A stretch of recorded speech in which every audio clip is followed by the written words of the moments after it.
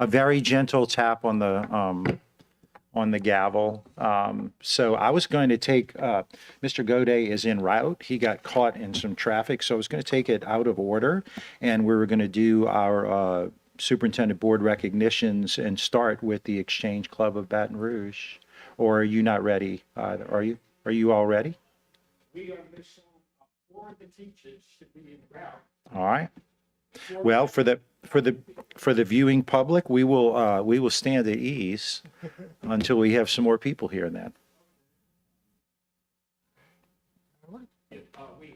how long do you think you'll take? Because that way I can know how late I can start. I'm going to say that we 8 minutes. Oh yeah, we got plenty of time. Really Just let me know when you keyed up. What?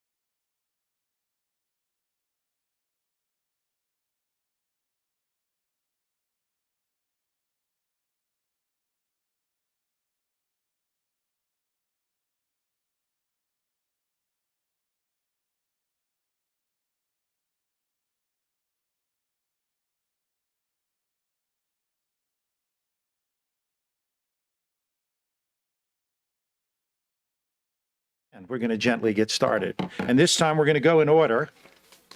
And we're going to start with VIPS, Partners in Education. Mr. Hendon, is he in the building? There you are. I thought I saw you walk in, man.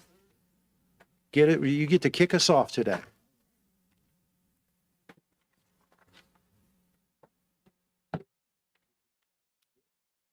Let's see. Amy, is that microphone on? They may have left the building, huh? Give us 1 second. Okay, there we go. Okay, we got Yeah, it. we good. All right, there you go. All right, yeah, we starting a little late today, but that's okay. The traffic, I came myself, and the traffic was, I didn't think I was gonna make it on time. But Volunteers in Public Schools strives to create long-term partnerships between our local schools and our community stakeholders. It is VIP's responsibility to engage our principals and our teachers on the needs of their students and seek out community resources to meet those needs. Today, I am honored to have responded to the call to address building self-confidence and self-esteem in our young girls by introducing the OMG Girls organization. Allow me to briefly touch on a few components of the exciting new partnership. The OMG Girls organization has created fun, informative public awareness platforms for girls in Greater Baton Rouge and the state of Louisiana to help mentor and educate them on humanitarian leadership, self-sufficiency, self-worth, courage, wellness, and other health-related fields. OMG Girls partner with VIPS, assisting in several community service projects at our local schools, such as distributing food at LaSalle Elementary. They hosted an empowerment session for young ladies at Estroma Middle School that focused on presenting your best self each day and social media protocol. The OMG Girls plan to partner with VIPS to serve as reading and math friend volunteers in one of our EBR after-school programs. So now I'm proud to present Ms. Sarah Holiday James, who will kind of further touch on this partnership. Good afternoon. Good afternoon. How are you? Okay. Glad to be here. Good afternoon. And as he said, I'm Sarah Holiday James. Most of you We all have know seen you. or know me. Well, thank you, Mr. Hendon and the VIP schools. We appreciate volunteers in the public schools for always thinking of our organization when it comes to connecting with youth in the East Baton Rouge Parish School. We have worked on several community outreach events together, such as personal development and hygiene at the Estroma Middle, as well as providing Halloween pumpkins and food for families during holidays and at LaSalle Elementary. Volunteers in Public Schools is a very great program to work with and collaborate with, because the things that they doing that highlight volunteers who can help make a positive impact in the lives of the youth that we serve. And we recognize that they recognize the work these organizations do in communities. As for OMG, our expertise in mentoring and leadership development for girls, and they help bring the work to life inside the school. Thank you again for the members of the board, and thank you for volunteers in public schools.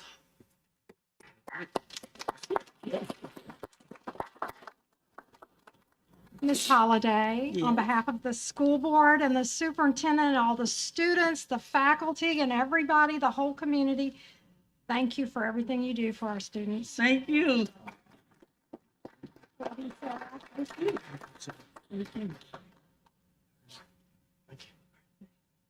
Take a picture of Sarah and I in the middle.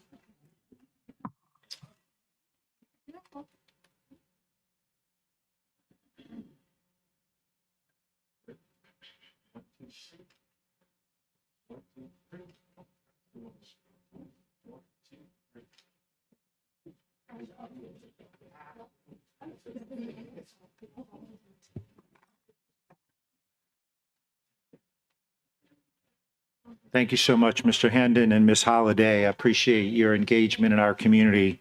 Thank you for all the work you've done today and across all the years.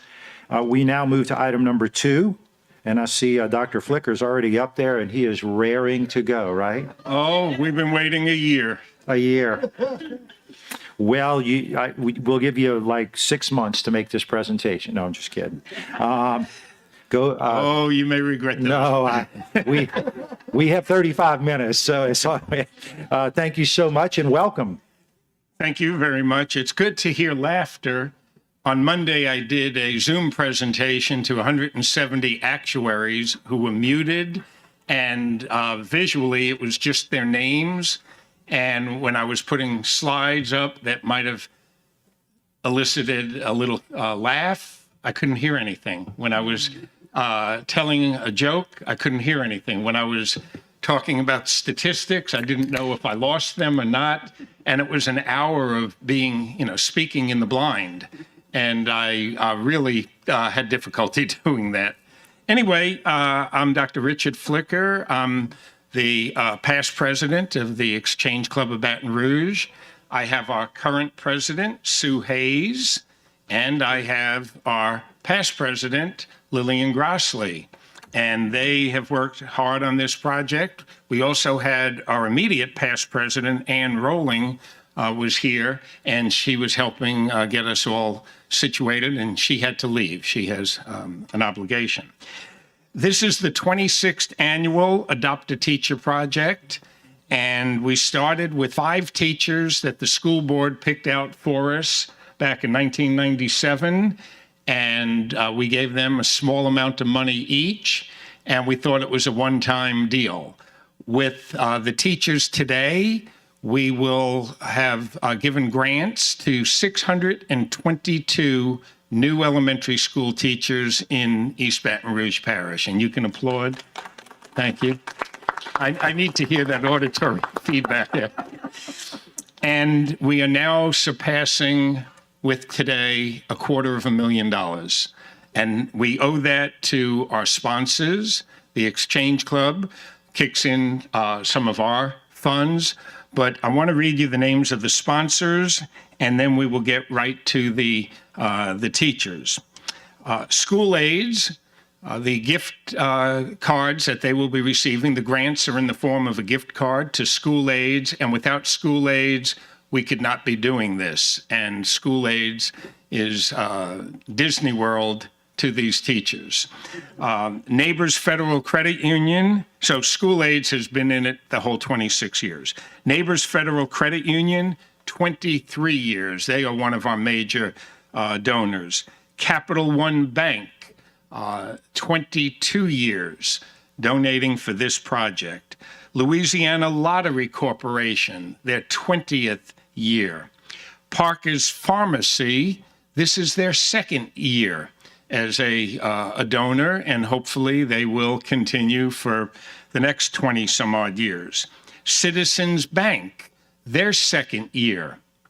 And then Giraffic Prints, I always like to give them a plug. I ordered some t-shirts several years ago, and then I waited a few years, and they started donating to this project. When I asked them, I reminded them about my t-shirt order, and then they gave us more money over a few years than I had spent on t-shirts. So I've ordered many more t-shirts from them in the last couple of years, but they're on Government Street, Giraffic Prints. The Exchange Club, of course, we're a nonprofit. And then I am once again the president of the Baton Rouge Area Society of Psychologists. Do not miss a meeting. I was president 24 years ago, and that is when I got them involved. And this is their 25th straight year donating to this project, and a big part of their budget. Individuals, Lillian and her husband, John Grossley, myself, Dr. Christine Angelos, a local psychologist, Nadine and Scott Cooper, members of the Exchange Club, and Kathy Blackman, also a member of the Exchange Club. I did not have her name on that list. The Exchange Club, just a little plug, we have been around since 1911. Our 111th year as a national civic club. We are strictly national. We're not international, with exchange clubs all over the United States. And this club here in Baton Rouge, we chartered in 1996. And it was at one of our first meetings that a member said that her daughter had spent a lot of money and classes hadn't even begun. And within 5 or 10 minutes, we coined the term adopt a teacher. And I contacted the school board, and we gave a token amount of money to 5 teachers. So we have all kinds of volunteer projects, and many of them involving the school system. So we are happy to be back. I would like to call the teachers up, and I'm going to start out of alphabetical order. I'm going to call up Kaylee Kinney. I'll let you introduce yourselves. I'm singling Kaylee out. The psychologists donate enough money, not that they donate more than all those corporations, but they get to adopt a specific teacher, and I picked Kaylee just based on her essay, and she is being adopted by the Baton Rouge Area Society of Psychologists. So where did you get your degree? Where do you teach? What grade? So I'm Kaylee Kinney. I teach at Woodlawn Elementary. I am a special education, I was a special education major at Southeastern, and I work as a resource teacher for 4th and 5th grade. Thank you. We have a goodie bag, and now we will go in order. Sharon? We got to, yeah. Oh, your school board representative is going to give you $1,000 more. Nice. I'm waiting on that one.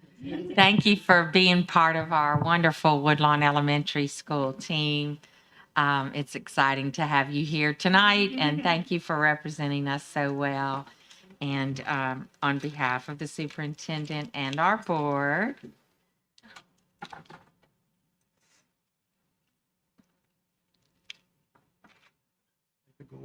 there you go. Yes, well, you are very special. We'll come up for a picture. I'll take a picture.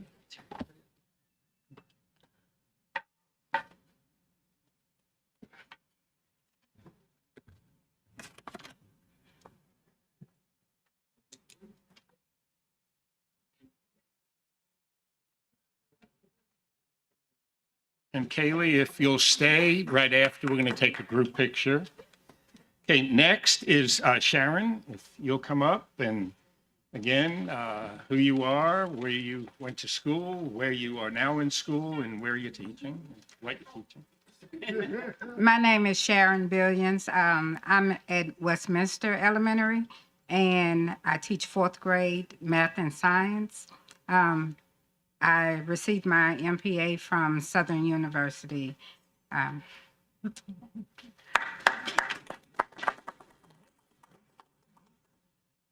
behalf of the school board, the superintendent, and everybody in the community, thank you.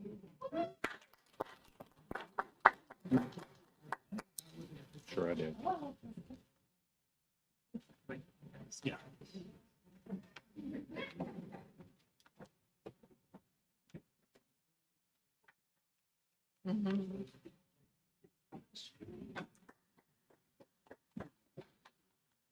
Thank you. Okay, and Daphne?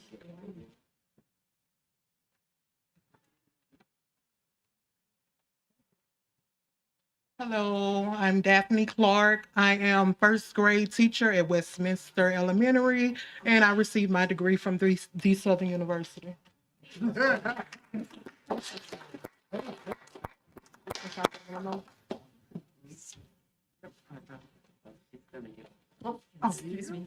behalf of the school board and the superintendent and everybody in the community, thank you.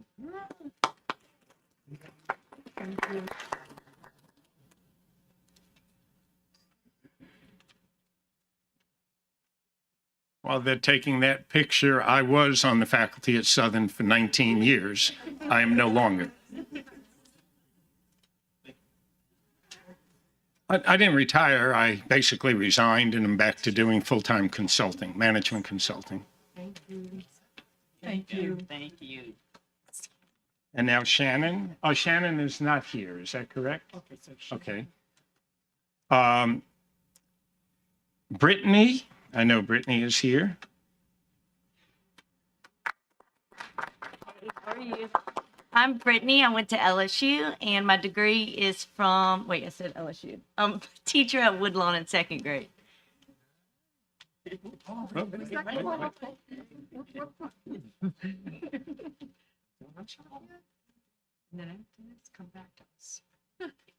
think we could have guessed you went to LSU. I'm supporting Woodlawn and LSU with my purple. That's my school too. Oh, LSU? Yeah, I graduated. Well, I love both of them, and thank you so much for your work with our team at Woodlawn Elementary School. It's a great environment there, and it's just a wonderful place for you to be, and thank you for representing us so well. Thank you.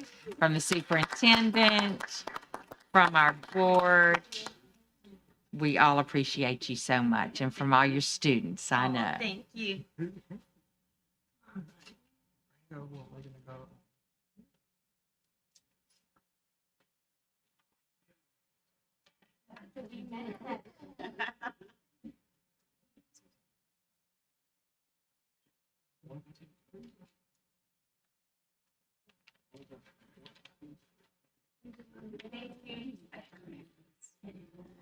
Next is my new favorite name, being Jewish. I want to bring up Kosha Pratt, but she does not spell it with a K.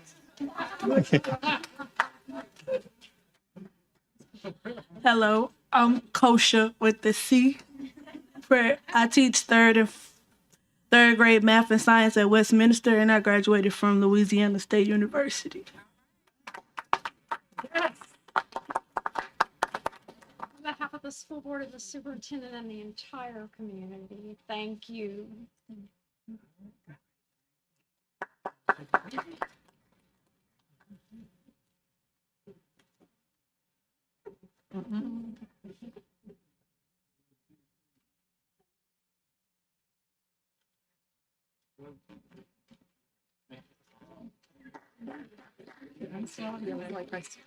And we have one more teacher here, and then I'll read the few teachers that are not here, so they might get to hear their name on live stream. If Tisha will come up.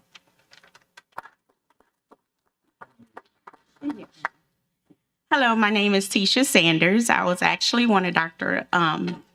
Flicker's students. I got my degree from Southern University, and I'm actually there getting my doctorate in public policy. I teach at Twin Oaks Elementary. I teach kindergarten.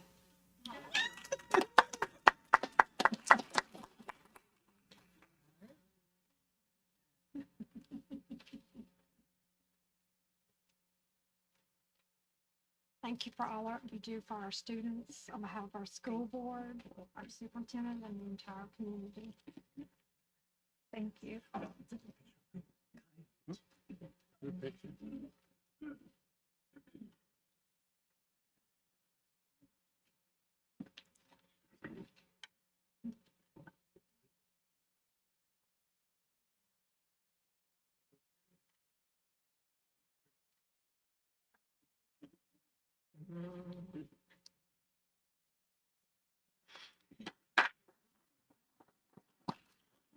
Well, as I said earlier, the first year, the school board just gave us 5 teachers.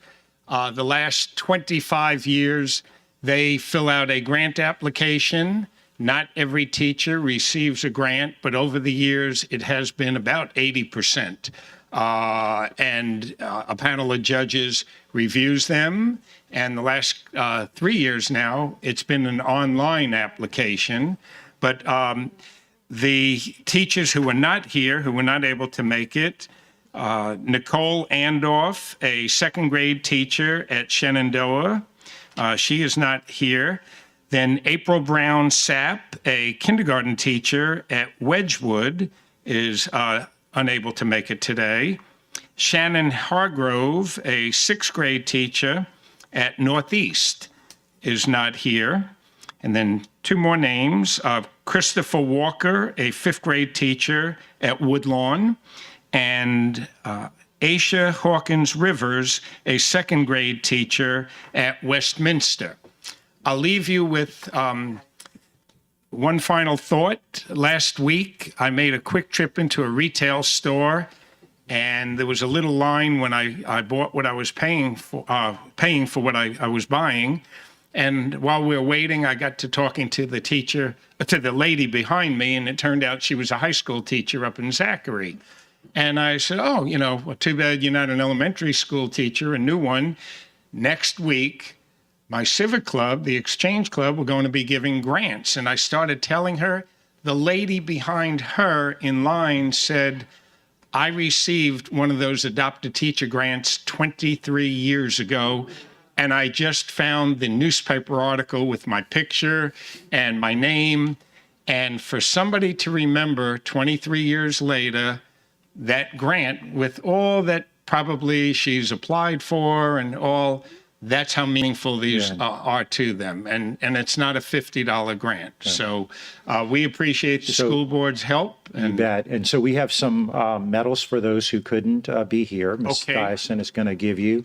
And I want to tell you how valuable that would have been to my wife and I for the 33 years that we went every year to buy supplies, because we wanted to make sure that every kid had what they needed in the classroom.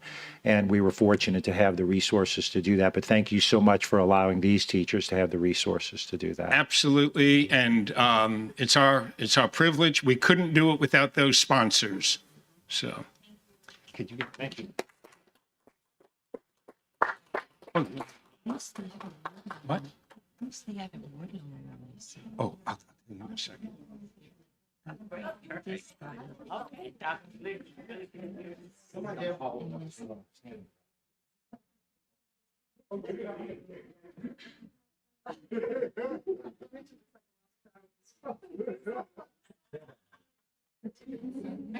Vertically challenged.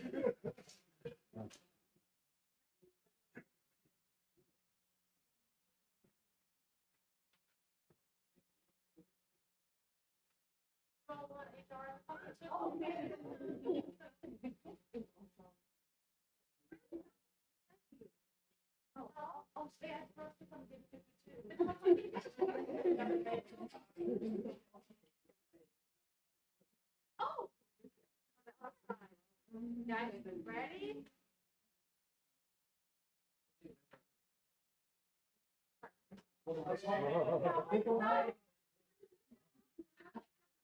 And Miss Jackson worked very hard. And I need to just recognize those. Two. All right. 1, 2, 3. Everybody say stop the teacher. Stop the teacher. 1, 2, 3. The fancy phone. 1, 2, 3. Everybody say stop the teacher. Stop the teacher.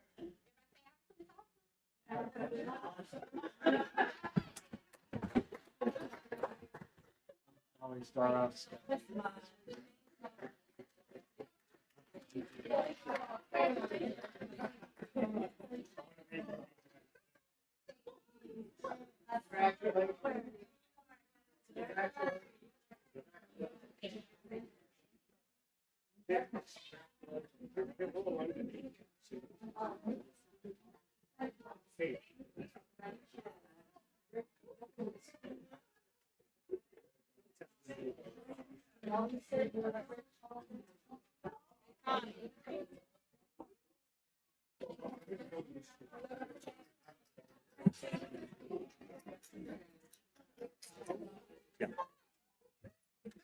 That concludes our presentations. Thank you so much to everyone for being here.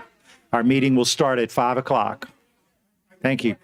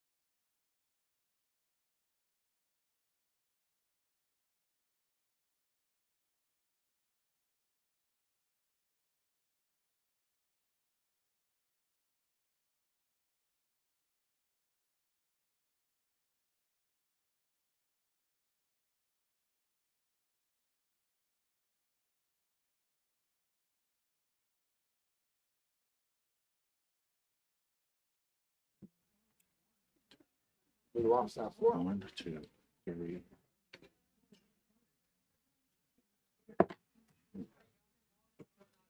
Connie's here.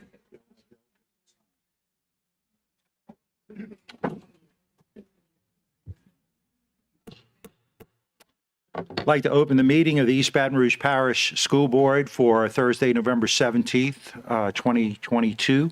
We'll be led in the invocation by School Board Member Mark Ballou, and after that, the Pledge of Allegiance, the young cadet who will lead us in that will be introduced by Colonel Hughes, retired senior Army instructor. So please rise.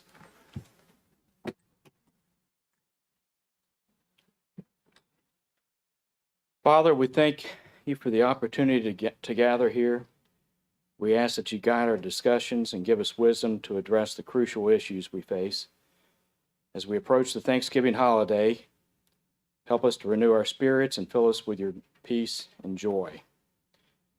We give you the glory for what we accomplish. In Jesus' name, amen.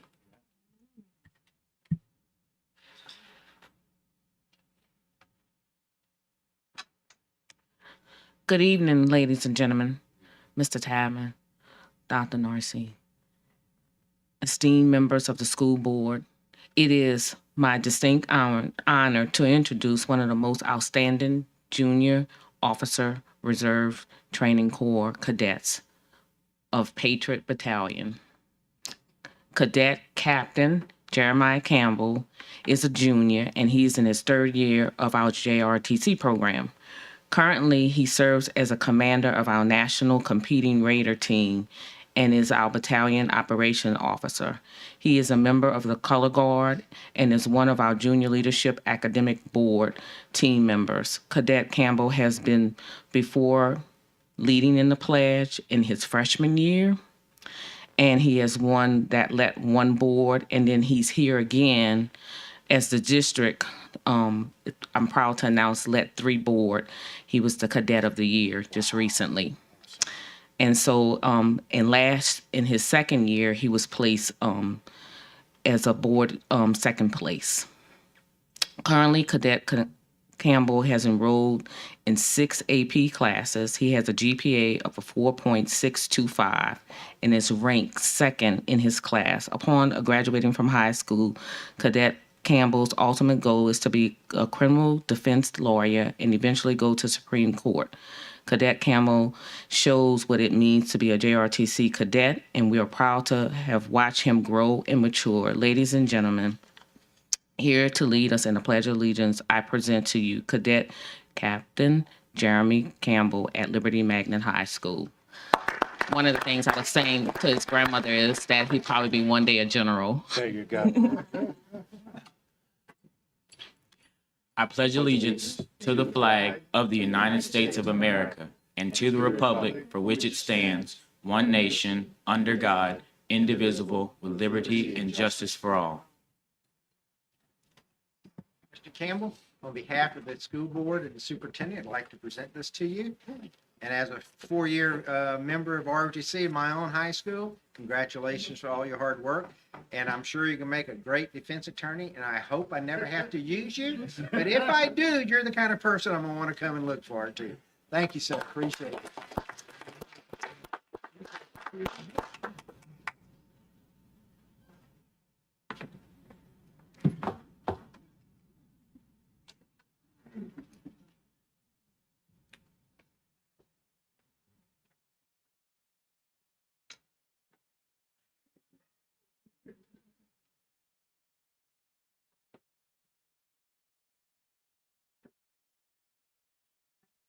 Thank you.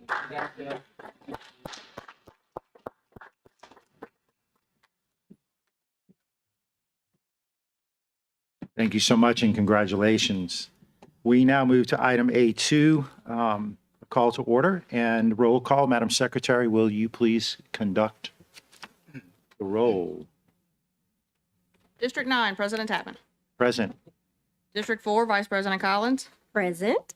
District 1, Mr. Blue. Here. District 2, Mr. Lannis. District 3, Mr. Howard. District 5, Ms. Ware Jackson. Present. District 6, Ms. Dyson. Present. District 7, Mr. Gode. Here. And District 8, Ms. Bernard. Present. We have a quorum. Thank you. If you have not yet logged in to Board Docs, board members, please do. We move now to B1, approval of the school board minutes of the October 20th, 2022 regular board meeting and the November 3rd, 2022 committee of the whole meeting as published in the official journal. Do I have a motion? Moved by Ms. Bernard, seconded by Ms. Dyson.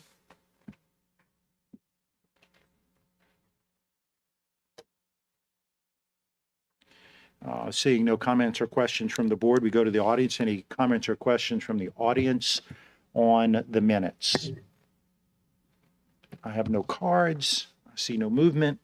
Back to the board. Madam Secretary, please conduct the vote. Please vote. I need a. She's getting. May have to refresh because when I started the meeting.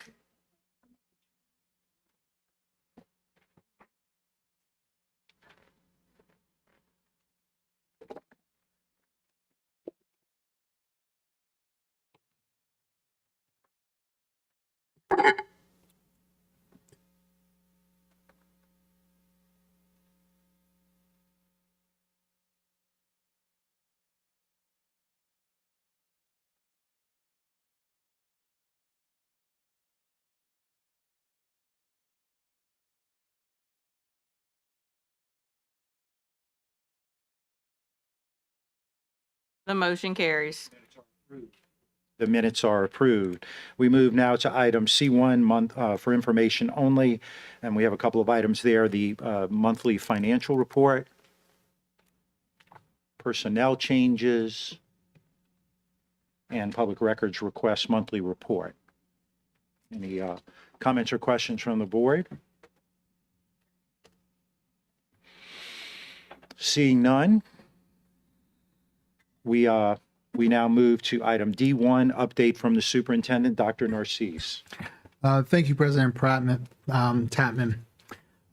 We're so excited that as we are getting closer to Thanksgiving, just the hard work that many of our 6,000 employees are doing and our 3,200 teachers. And I always make sure that we can always recognize them for their hard work as we've gotten through this first. So let's just give them a hand. No, we always say that we cannot do this work without hardworking people on the staff and all the support we get from our community partners. We'd like to congratulate CTEC for being honored with the Merit Award by the Greater Baton Rouge Industry Alliance. ExxonMobil nominated CTEC for the outstanding job being done there by our workforce development team. We'd also like to thank ExxonMobil for their $15,000 donation to CTEC to help further the awesome work happening there. As many of you may or may not know, CTEC is one of our specialized schools where you have classrooms that look very industry-based approach. We try to get students who go there that want to have hands-on experience inside the classroom there. And so we're excited to have ExxonMobil and all our many other partners continue to support us in that work. And we love $15,000 checks. So the other part we'd say is our yearly Adopt an ELF campaign is underway. We encourage everyone to adopt an ELF virtually or in person from the holiday tree in our lobby at central office. These gifts are given to students in our district who are some of the neediest. So helping to share some holiday cheer would be most appreciated. So we'd like for the community to go online to our school website at ebrschools.org/ELF tree. The address again is ebrschools.org/ELF tree. If you'd like to donate for our usual Adopt an ELF, if you go to the website, we'll actually have that flashing in the front to make it as easy as possible.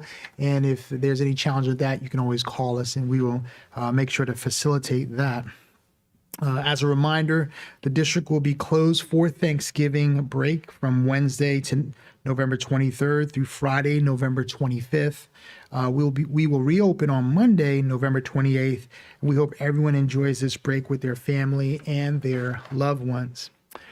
The last item that we have is, as many of you know, this week the school performance data was released, and our team finally was able to get that information. And we still have a lot more disaggregation of the data to do, but we thought it'd be good for the board to hear from our Chief Accountability Officer, Andrew Okoski, to give us a high-level overview of our current district performance scores that were released. And so, Andrea? Thank you, Dr. Narcisse, and good evening, everyone. Thank you once again for affording me the opportunity to be the face and the voice of data that reflects the work of so many. So before we get into numbers tonight, let's just keep in mind that these numbers represent the hard work of our students, their teachers, their support staff, our operations team, our instructional team, and then their families at home that we know went a long way to support them over difficult times these past 2 years. So we're going to jump in here. The first slide that you see shows the 5-year trajectory of the district performance score. You may say 5 years, Andrea, but there's only 4 represented. As you recall, we did not receive a score in the year of 2020. We intentionally started with the year of 2018 because if you recall, in 2017, we successfully received a waiver from the Louisiana Department of Education. We were coming off of flood recovery. So in 2018, our first year of flood recovery, the district earned a 65.4. That second year saw a bounce to a 69.1. Likewise, over the last 2 years, as we've looked at data together, we've applied and compared the disruption of the flood to the recovery of COVID over the last 2 years. So that you see in this year's score, we've rebounded and surpassed the 2018 comeback, and our goal is to get us back over the course of the next year, not only to the 69 where we were, but to surpass it in the upcoming year ahead. Over on the right-hand side, you're reminded of the score, of the scale that the Louisiana Department of Education uses. As you all are aware, they provide letter grades overall, but also in key indices across strategic areas, and we'll get into those in a minute. If we could just add, this is a total of schools within our ecosystem, which includes bus plus both traditional charters and everyone. So that's correct. Everyone under our LEA, inclusive of the Type 1 charters that you all have authorized. Thank you, sir. So this next slide shows 2 key areas. The top box represents the formulas used by the Louisiana Department of Education and those terms that we like to toss around in accountability world of all of those indicators. Across the bottom, I've highlighted for you the key words for each of those indicators, and we've tracked the 1-year change at both the district and the state level. If you notice the green boxes, you'll see the trends that we're seeing not only in the district, but across the state. Excited to notice every time you see the word assessment, you see an increase. And so, for instance, if you notice in that first box where we pasted 3.3 point gain in our overall assessment index, the state had a 3.2.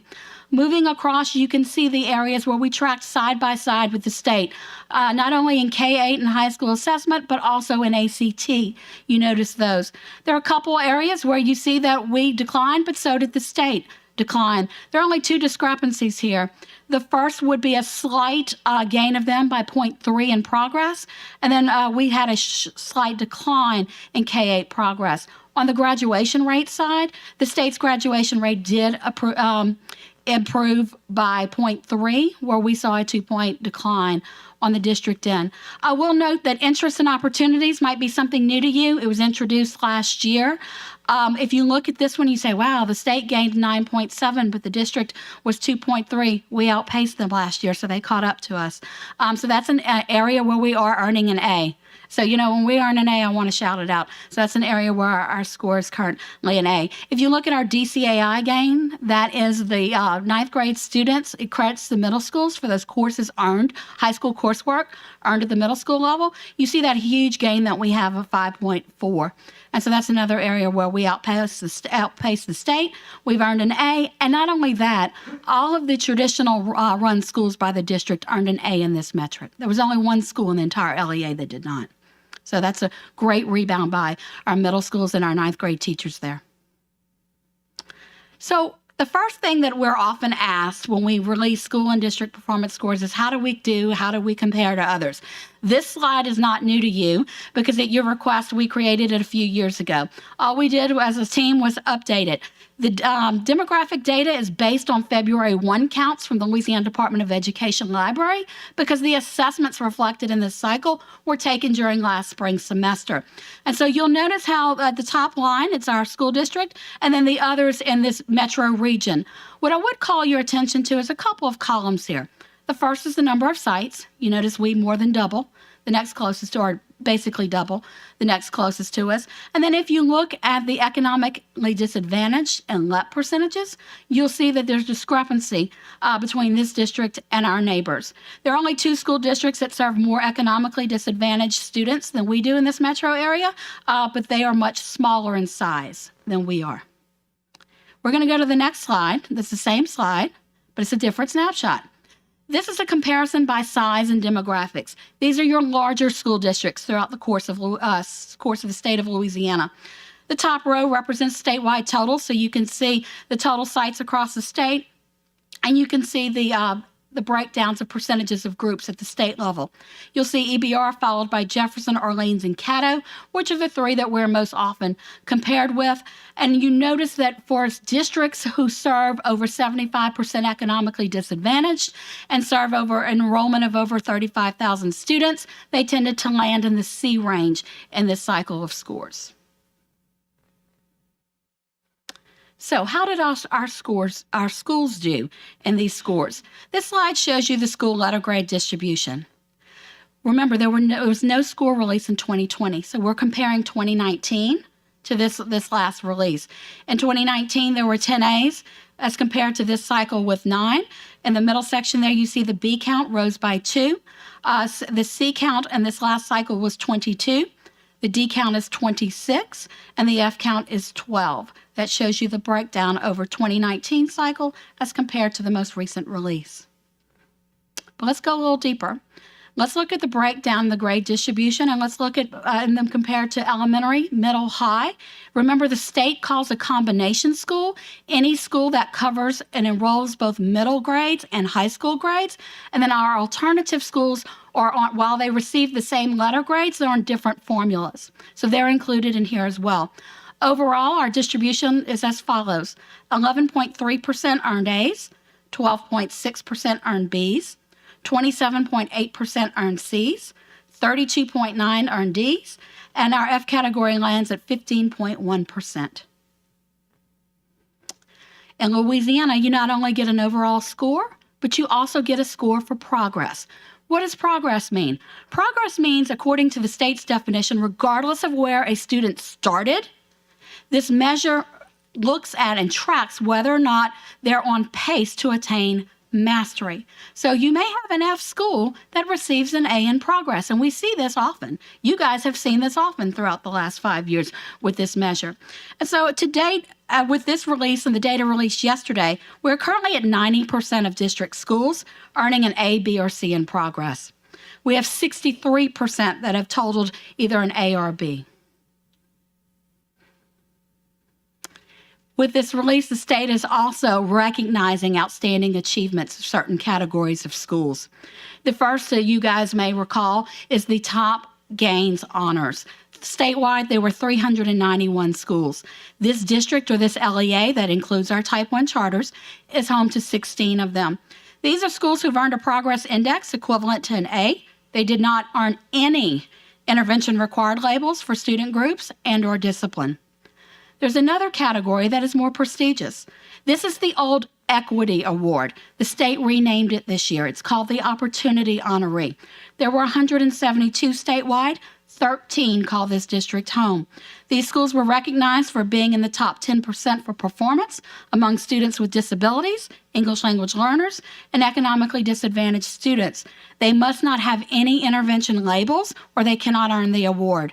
And I'm happy to say that once again, EBR is in the top tier of districts for this award. We're tied for third place as tied for third is the district with the most award winners in this category.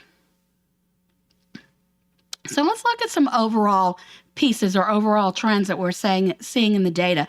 As Dr. Narcisse mentioned, We just got statewide totals in the last 36 hours. So we've been able to dig a little bit, and we're going to continue to work with this data. But when we look at the change rate across all 79 schools that received a letter grade in this cycle, the average change for a school in this LEA was positive 2.98 points. The state comparison in this measure was 2.41 point change average. Then we looked at the schools that grew. Of the schools that grew in this district, we saw a plus 5.8 point change. So they grew to an average of over 5 points. We then zoned in on economically disadvantaged populations and our schools that serve 85% or more of students classified in that area. If we looked at all schools, elementary, middle, and high, we saw the point growth at an average of 3.09 point change.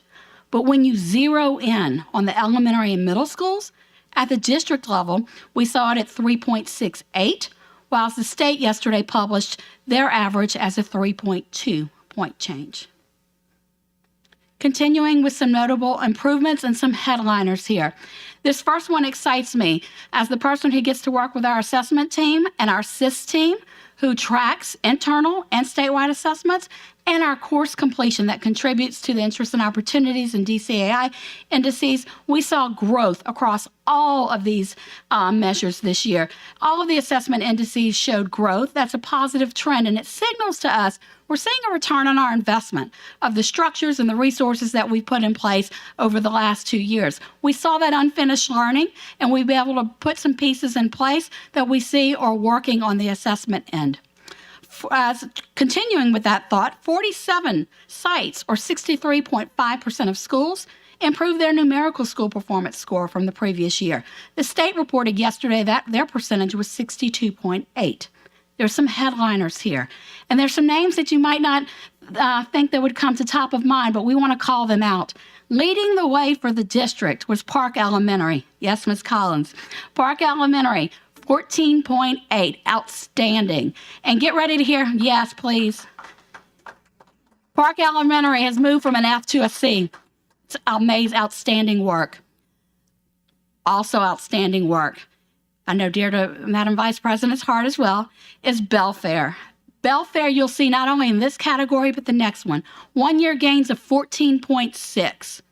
The third school that grew the third highest rate was Wildwood, 14.4 points, and Greenbrier, 14.0 points. Now, I cut it off at 14. I could have gone way deeper into the 47 sites.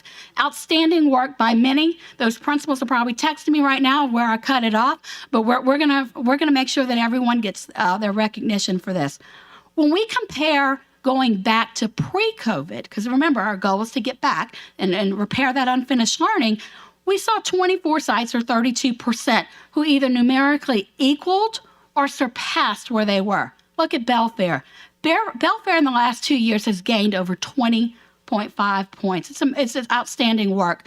Arlington Alternative School, plus 17.6. Progress Elementary, who we know has put the work in at 17.4. We saw outstanding leap results from them.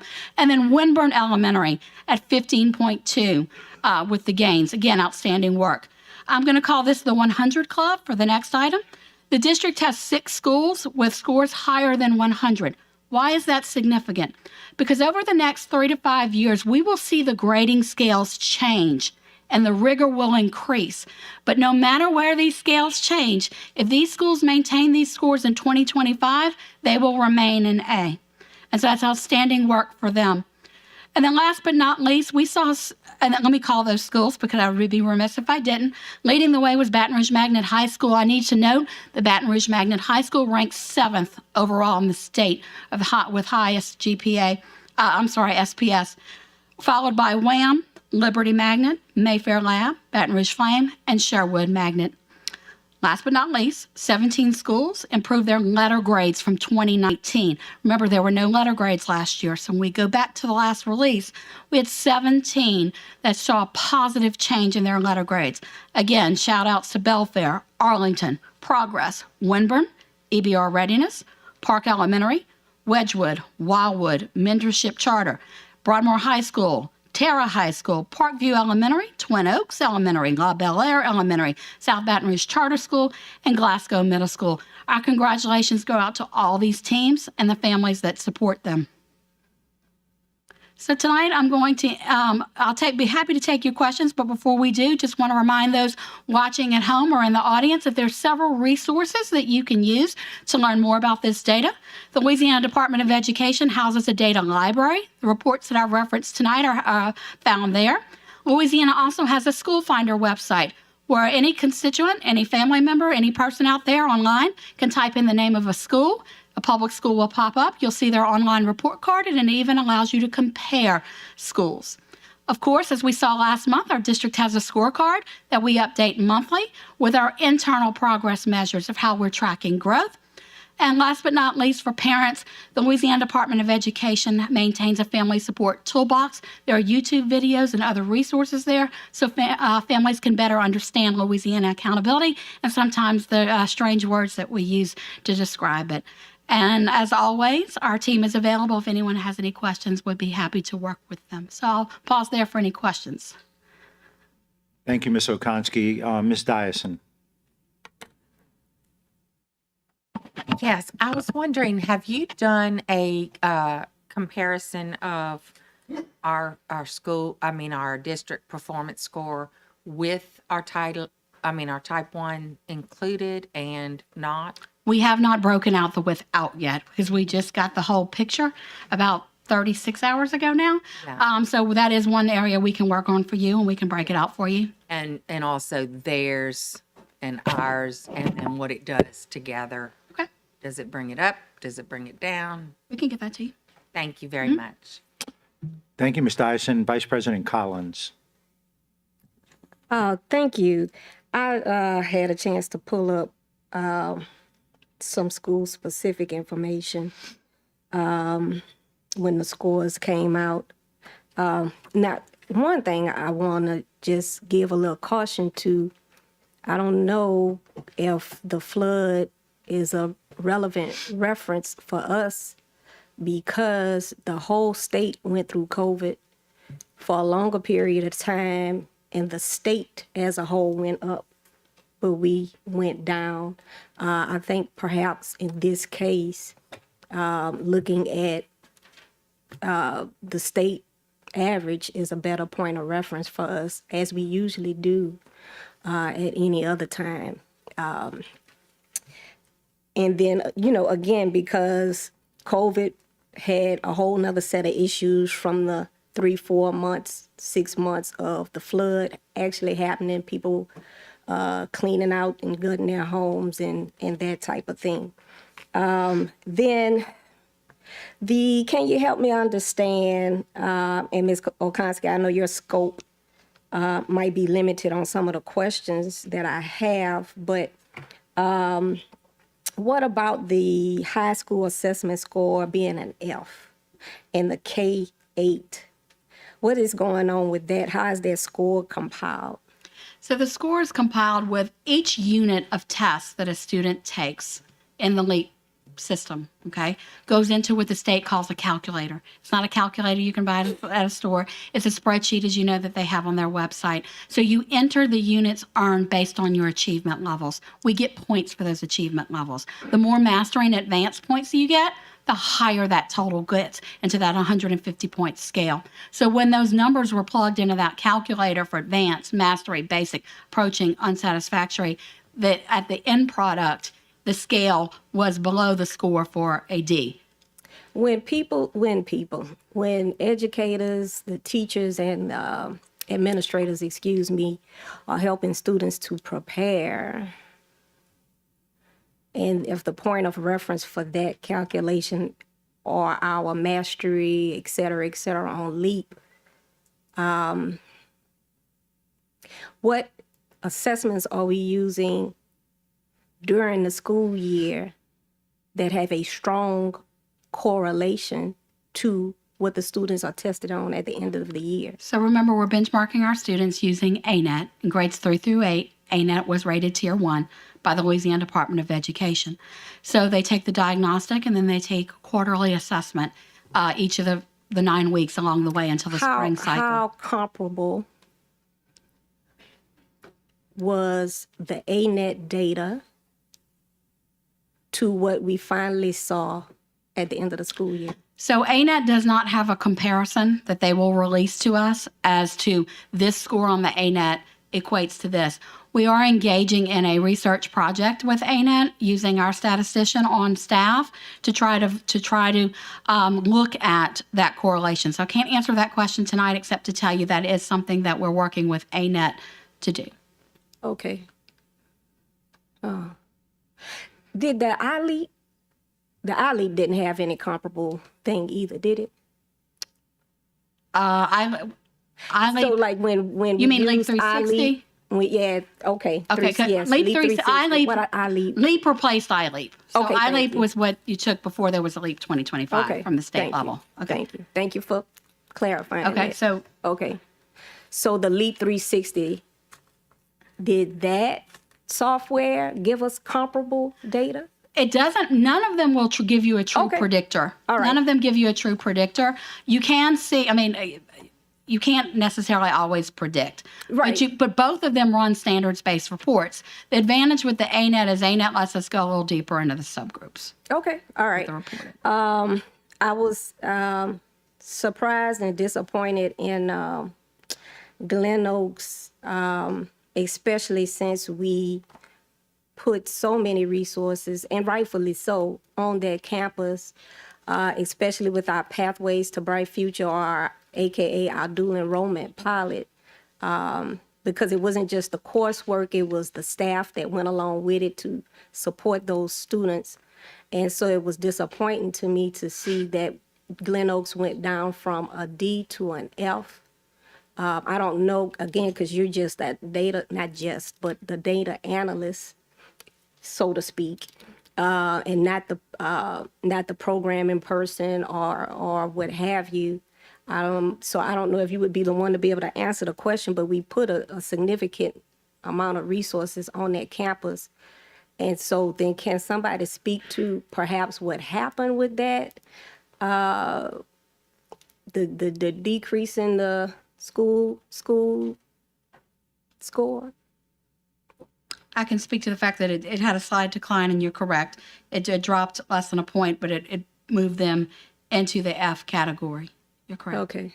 Well, again, that school got a whole lot more resources than other schools did.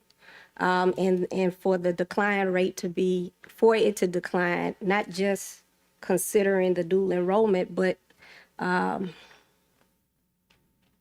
some of the data also spoke to other struggles on that campus. You know, it was once said that 60% of students were on track, et cetera, and it was surprising and disappointing to see that with Glen Oaks in particular. And then another one, Astruma High, I'm hoping, Superintendent, that we can get some extra reconfigure supports or get additional supports. I'm not familiar because we haven't necessarily talked about Astruma, but it also went down to an F from a D. The Student Progress Index. Yes, ma'am. Is lower than the previous 2 years. Can you help me understand that? Sure. There are two ways that a student earns progress report points for their school and their district. On each individualized student's report, there is a growth target for the next year. If a student achieves their growth target, they receive the maximum amount of points, that 150A. If they don't, there's a second way that they can earn it. And the second way is when you rank order them according to their peers statewide. If I'm economically disadvantaged, if I'm a LEP student, if I'm a special education student, those boxes get checked for me and it gets filtered, and I'm rank ordered according to my like peers. Based on my percentile rank, and there's a chart that we can send you so you can see the chart point values, you get assigned specific points. Those points go into that calculator, and that ends up with the district total. So what we saw, because of the unfinished learning over the last 2 years, we're not earning those points at the rate that we were prior to the COVID disruption. Okay. Thank you for clarifying that. And thank you for providing in the presentation a comparison of similar size and demographic parishes, not just the surrounding welcome. parishes.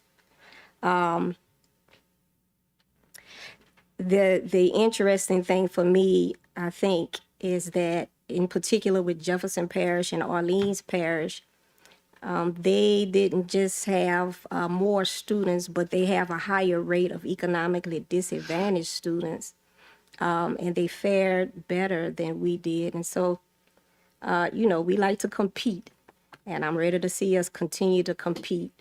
In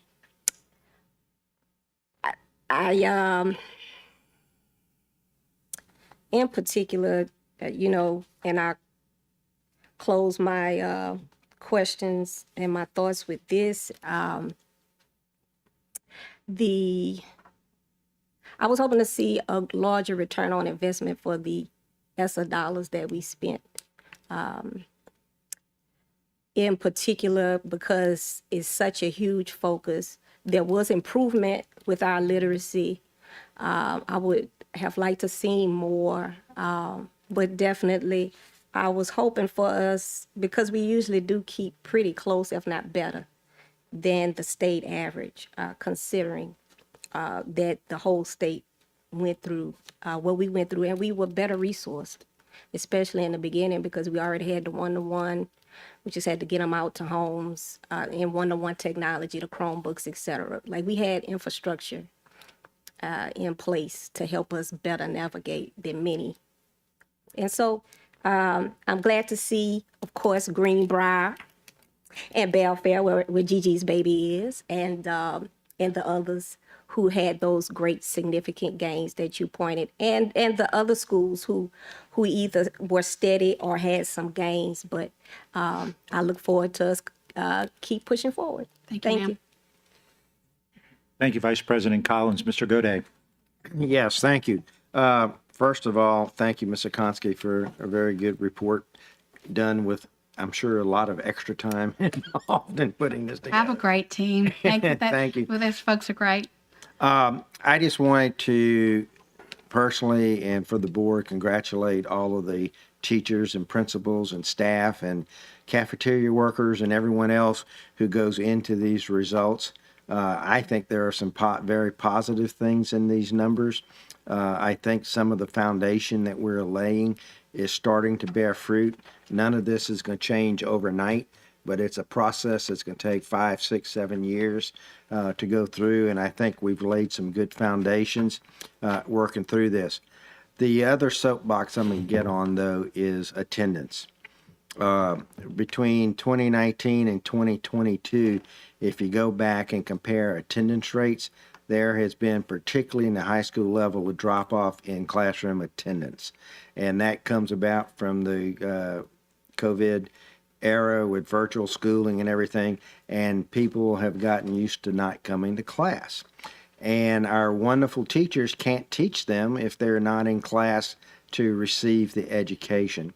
So that's why I've been pushing to have on the weekly reports that we get and have much more emphasis placed upon attendance. And it's in our metrics, and our metrics are a little bit disappointing in that area, because I view that if we could solve the attendance issue, all the rest of these numbers would jump up dramatically, because those kids, if we have 35% of kids not in class, how do we expect the scores to come up? No matter what test we're using, no matter what programs we're using or anything else, if the kids aren't there, it's impossible to do the teaching. So with that, I want to congratulate the people for all their hard work, but I also want to reach out to the community and make sure they understand how important it is to have steady, regular classroom attendance.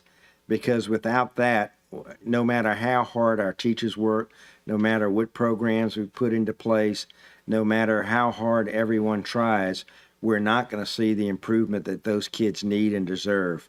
But we need the community's help to make that happen. Thank you. Thank you, Mr. Goday. Mr. Ballou. Thank you, President Tapman, and thank you, Ms. Okonski. The only thing I'm just asking, once we finish analyzing the data, I look forward to seeing the English language learners broken out. Absolutely. We can do that for you, sir. Thank you, Mr. Ballou. Ms. Ware Jackson. Thank you, Mr. Tatman. It's exciting to see an increase at Tara. I'm so excited about that because, for so many years we've used Tara as the excuse not to address attendance lines in the district. We've had excuses like, well, we can't move kids from Woodlawn to Tara because then I'll get in trouble with my constituents for moving them. So I'm glad to see that soon we will not have that excuse at all. And to see that Park Elementary has done so well, that's very exciting to see that. So we can take a look at what we're doing there differently, that we can stick a feather in our cap on that one. So that's very exciting. Something that I noticed that's disappointing to see is I was looking at counting the number of Type 1 charters that we have, counting 11 of them, and only 3 of them are a C or above, and a few of them have seen some decline. So that's very disappointing to see that. But overall, I've heard wonderful things across the district, and I even heard that Capitol High School had some real accolades. Can you speak to that a little? I don't have it in front of me. I will get it to you, but I will say it's in one of the, it may be in one of the handouts that we shared with you through April, but if not, we can get it to you. But I will say we look forward to reporting their data to you publicly next year. But we can definitely get that to you. That's great. It's there for us to grab. That's great news. I'd love to see what they're doing so that we make sure that that we keep up the good work there and not kill that good progress. So thank you. This is very exciting. And to hear that, we are higher ranked statewide is just phenomenal. And I'm very proud of the growth that we've seen over the years in the district. Jackson. Thank you. Clears the board. We're still on the superintendent's report. Dr. Narcisse. Thank you, Ms. Okonski. Thank you. Thank you, Ms. Oskoski. I just wanted to share one thing, President Tam, before we go through. So I just wanted to, I always think it's important as a community we level set. It's important for us when we get the scores from the state, we take that also in context. What we look for is always areas of improvement. Yes, we've improved in particular areas more than other places. And I know at times we pay a lot of attention to what alphabet that the state gives us. But the reality is, I tell folks, when you look at areas of progress, the district is moving in the right direction in terms of progress. We see more schools that have not had any progress, have had declines, increase more than we've had. And we've also seen that community partnerships have happened much more structurally than ever happened before, and many other things are coming together. I always tend to use this as a comment. My wife always says, you don't become unhealthy by yesterday, you became unhealthy over time. And so I tell folks, as excited as we are all the time when we want to see progress, change in terms of improvement doesn't happen right away. It takes time for improvement, and it also takes time to stay consistent with the plan that we've put in place for that. So I say all that to say, when you look at whether it's the assessments we've started in 2020 when I arrived, Ms. Okoski and her team who talked about here's the shifts that they wanted to make that has made improvement. Our approach right now as we start doing work with communities and schools and partnerships and communities, that's beginning to make an improvement. Partners that we have where we now are organizing all the partners. The board has allowed me to organize partners with the Baton Rouge Area Youth Network, 90 partners working together to help support communities. That's improvement. Our expansion around more children being in early childhood seats that we invested dollars, that's improvement. So it's a progression over time. Our workforce work that this board has allowed us to do, where we're now getting saving parents money and giving them opportunity to take college courses where they would have never had opportunity. That's improvement. Improvement where we've talked about we've only had X amount of kids that were taking advanced courses. Now we have over out of 10,000 high school kids, almost 4 to 5,000 plus students doing that. That's improvement. So I always tell folks, you have to be able to look at progression over time and also consistency. We have a lot of work to do, but I think what is clear is that we've put a foundation on the ground, and now is for us to continue to be consistent in those support structures over the next couple of years for progression. Some things will accelerate quickly and some things will just take us some time to do. And so I just wanted to, it's important, I always feel like it's important for us to level set as a community to always think about overall progress. Sometimes the tension that happens with the scores is it's either up or down, who's the winner, not the winner, and who's gained, who didn't gain. And this work is really a continuous improvement work, and it takes us as a collective community to help support all our kids, regardless of the community you come from, regardless of the type of school that you're in, to make sure that all the children in Baton Rouge do well. I'm proud that we're moving in the right direction. We have continued a lot more work to do, but the reality is that, progress is happening, and creating a foundation for us to build off is the important thing. And we also want to credit a lot of the people that are in the front lines, those teachers, paraprofessionals, the bus drivers, custodians, everyone that helps our children in our community do well. City Year that's here, all these folks who help with partnerships to support our schools. It's important that we know that these scores do not define us in what we do, but it does help us to continue to think about how we're going to improve as a community as a whole. And as I told this morning when I spoke to the leadership class, we are our brothers and sisters keeper in this community. And I continue to believe that our potential is great. And as a community, we'll continue to progress. Year one will look totally different from year three, because we'll continue to see the increase that we have done. Year three will look better than year five, but it's that progression that makes our school system a better place. And so with that being said, President Tapman, that is my report. Thank you, Dr. Narcisse. We move now to E1, resolutions. Consideration of a request for the adoption of a resolution to establish 2 demonstration sites, Capitol Elementary School and Capitol Middle School, for the implementation of a sustainable community school strategy. Ms. Ware-Jackson, would you like to read the resolution, please? Yes. Thank you, Mr. Tapman. EBR Sustainable Community School Strategy Resolution. Whereas the EBR School District is committed to bringing assets of the East Baton Rouge Parish community, city parish agencies, and nonprofits to bear in the reestablishment and support of community schools that build partnerships to expand opportunities and lower barriers to learning that impede academic achievement of our children. And whereas, when coupled with high-quality core instructional programming, community schools are a vehicle for school transformation that can help close the persistent and destructive opportunity gaps in our schools and reverse the growing inequality in our society. And whereas the EBR Parish School District definition of a community school is a place and a set of strategic partnerships amongst the school and community resources that promote student achievement, positive conditions for learning, and the well-being of families and communities, maintains a core focus on children while recognizing that children grow up in families and that families are integral parts of communities, builds an integrated strategy that enhances academics and student well-being through enrichment, health and social supports, family engagement, and youth and community development, is anchored by the work of a full-time community school coordinator and expanded hours, and provides a base for parent and community advocacy on behalf of their children, school, and community.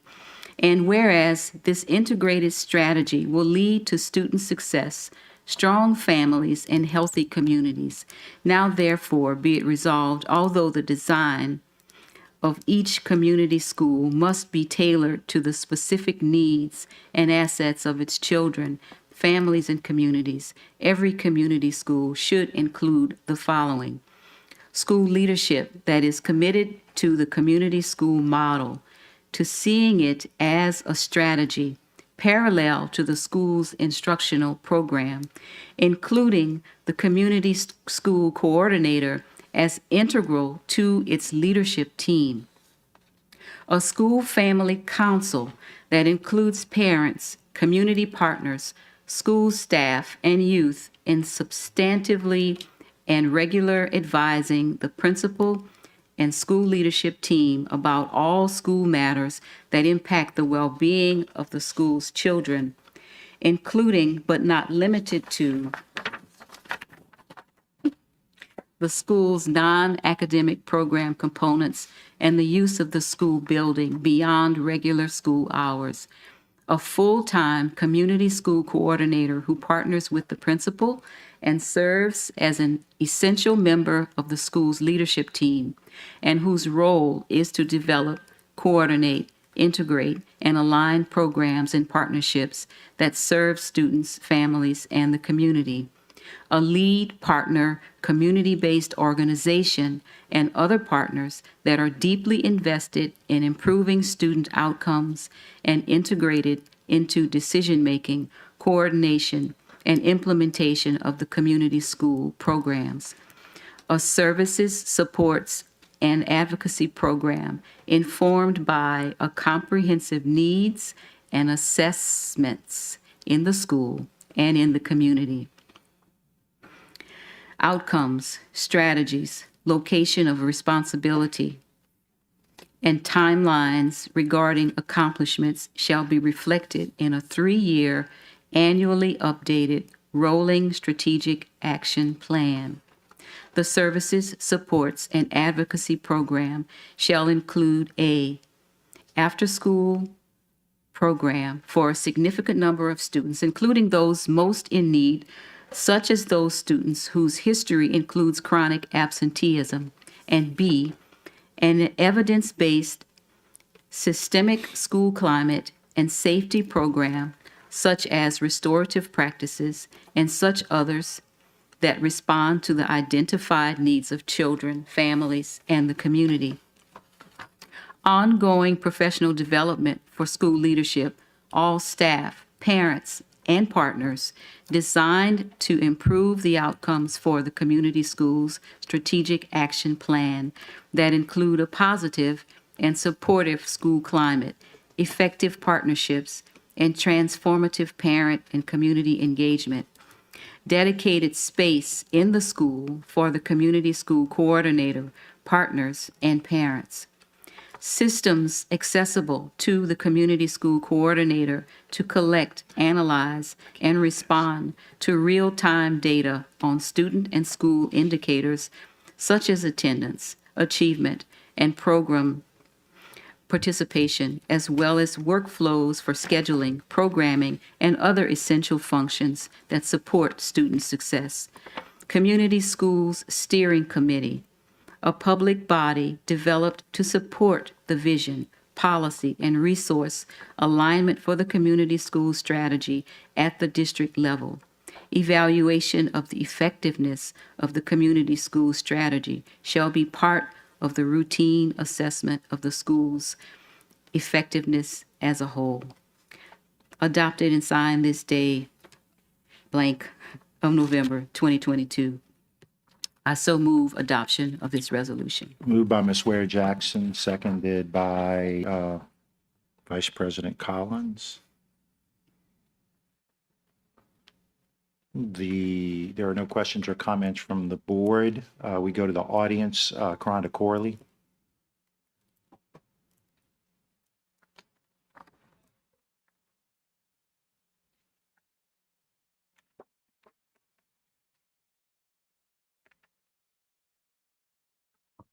Good afternoon. My name is Karonda Corley, parent and disabilities advocate, and the disabilities community, we will strongly support this resolution because we know that as families and children with disabilities, our children only have a select few schools in our school system that they can go to. Their exceptionality drive what school they actually can attend. My child has an exceptionality of autism, And because of his exceptionality of autism, he's not afforded the opportunity to go to all of our elementary schools, but only the schools that have an autism program. As you know, the early childhood schools, South Downs Pre-K is one, and the other one is Delmont Pre-K. But when it comes to elementary, kindergarten through fifth is put in one classroom if they have autism. Broadmoor Elementary is one, Northeast Elementary is another, and the list goes on. But there's only select classes for our children based on their exceptionality, which is not inclusive. The reason we're supporting this actual strategy is because this strategy would afford our children with disabilities to be able to go to a school that's right walking distance from their home. That would allow them, regardless of what their exceptionality is, whether it is autism, specific learning disability, severe profound, they could walk to their school. Their families can get them there. It would not cost our school system a financial hardship, because we do know y'all owe me money for gas and food, but that's a different story, a different day, right? But this would actually help us. This is inclusive. We could have great scholars at every school. It would allow people to take pride back into their neighborhood schools. That's something that we at Northeast Elementary and Northeast High exemplify pride. We call ourselves Vikings Pride because we are a sustainable community school, and that this is a model that we would like to implement to the fullest. But we need the resolution to go through. So we strongly support it. The disabilities community strongly support it. Corinth, if he wasn't listening through his headphones to something else, would strongly support it. And so we just ask that you definitely give this a thumbs up. And it's not too often that y'all hear me stop. So I'm stopping, but I'm going to get my 20 seconds later. Thank you. Thank you, Mr. Jamie Robinson.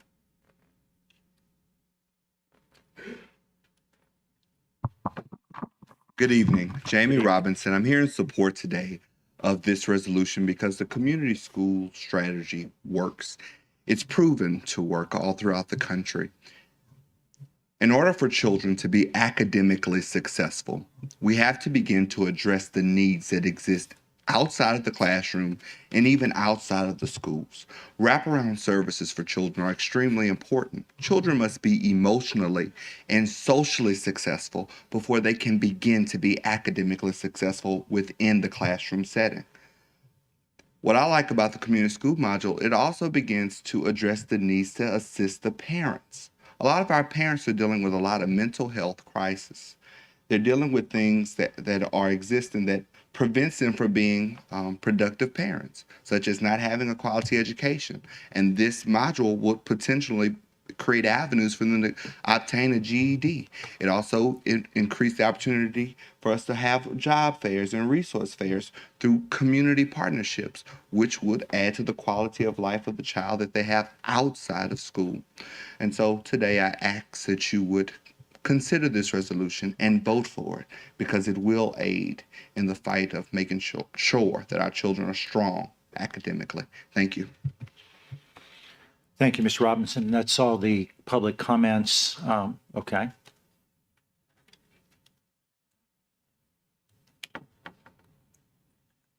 Good evening. Sorry I didn't submit a card. I'm Maria Harmon, one of the co-directors of Step Up Louisiana and also a partner of the Louisiana Alliance to Reclaim Our Schools, LAROS. And we strongly support this initiative for a resolution for a community school strategy to be implemented throughout EBR schools. And we're also happy to have this return back to Capital Elementary and Capital Middle. Capital Elementary implemented the model very well. I mean, from appointing the community school coordinator to securing the resources and partnerships for that school, they were able to increase their school performance score by 4 points in 1 year, in the year of 2019, and also received 2 awards from the state. It was an A Progress School Award and also a Top Gain School Award. And to see that come back is so meaningful to that community in Eden Park in the 70805 zip code area. And not only will this model impact Capital Elementary, but also Capital Middle. And each school site share parents that have children that go to each school. And to also know that the skill set of the community school coordinator at that time was able to even secure resources for parents that extended from continuing their education by continuing classes in a certain room where computers were provided, to domestic violence counseling, to partnerships where students were able to take field trips even during the summer with a nonprofit golfing company, where they were able to use their math and analytical skills hands-on, where returning to school in that following year wasn't so much of a setback or having to resume or have remedial courses, because they kept learning going on year-round due to the partnerships. And again, I have to allude that to the skill set of the community school coordinator and also the leadership of the principal, Ms. Carla Johnson. So with your favorable passage, we would truly appreciate it and strongly encourage you to move forward on this. Thank you. Thank you very much. And make sure you fill out for our records, fill out one of the cards.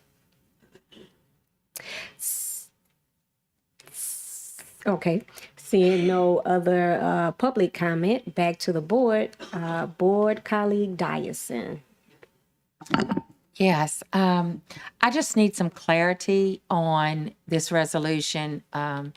It seems that people are thinking school specific, but this is a broad allowing board to go forward with a superintendent, and will at different points along the way during the master plan and revisioning of our district and the facilities plan and attendance lines and all of those things, that this then will be part of that, and that choice of where we're going to implement is open-ended at this point. Is that correct? Even though the board is working on this, this is something that we've already decided that we were going to do at to explore first at Capital Elementary and Middle to do this. And so this was a model that before COVID that worked for that community, and then explore, well, how does that look? If it works well, then how do we look at other communities to do this work? And so this is a direction we were already moving in. Okay, thank you. And it doesn't name specific other schools that are, we'll just have to, the board then will decide with you. I'm sure there's a lot to be decided as y'all reimagine. Thank you very much. Board colleague Ware Jackson. Thank you, Madam Vice President. In this model, the any school will be able to apply once we see the progress at the demonstration sites, Capital Elementary and Capital Middle. What to me is very exciting and different about this concept is that this will be the very first time that I can, at least the time that I've been on the board, I don't know about previous, that the district has made a commitment to an actual system that will help struggling schools. We have done very well in a lot of areas, but time and time again, we've asked about particular plans for the so-called failing schools, the schools that have D's and F's, and we've never come up with a solid plan, something that is really tangible. And with this model, we don't have to reinvent the wheel. Everything is already proven across the country. All we need to do is follow the system, just like we would a prescription medication if we had a particular ailment. And a lot of it is drawn out in the resolution on purpose, because it is a formula and it is a strategy. So I'm very grateful to Laros for bringing this to my attention, and for inviting me and allowing me to join them in some of the training that we received in the summer and just a few weeks ago. And from what I understand, there is another convening, I think, late in December. So, Dr. Narcisse, you may want to send some. I know there was some staff that was looking to go before. I think it would be extremely beneficial if someone from the staff would be able to attend. So so it's very exciting to see this come forward at last, if it passes. Thank you. Seeing no other requests to speak from the board, Madam Secretary, please call the vote. Please vote.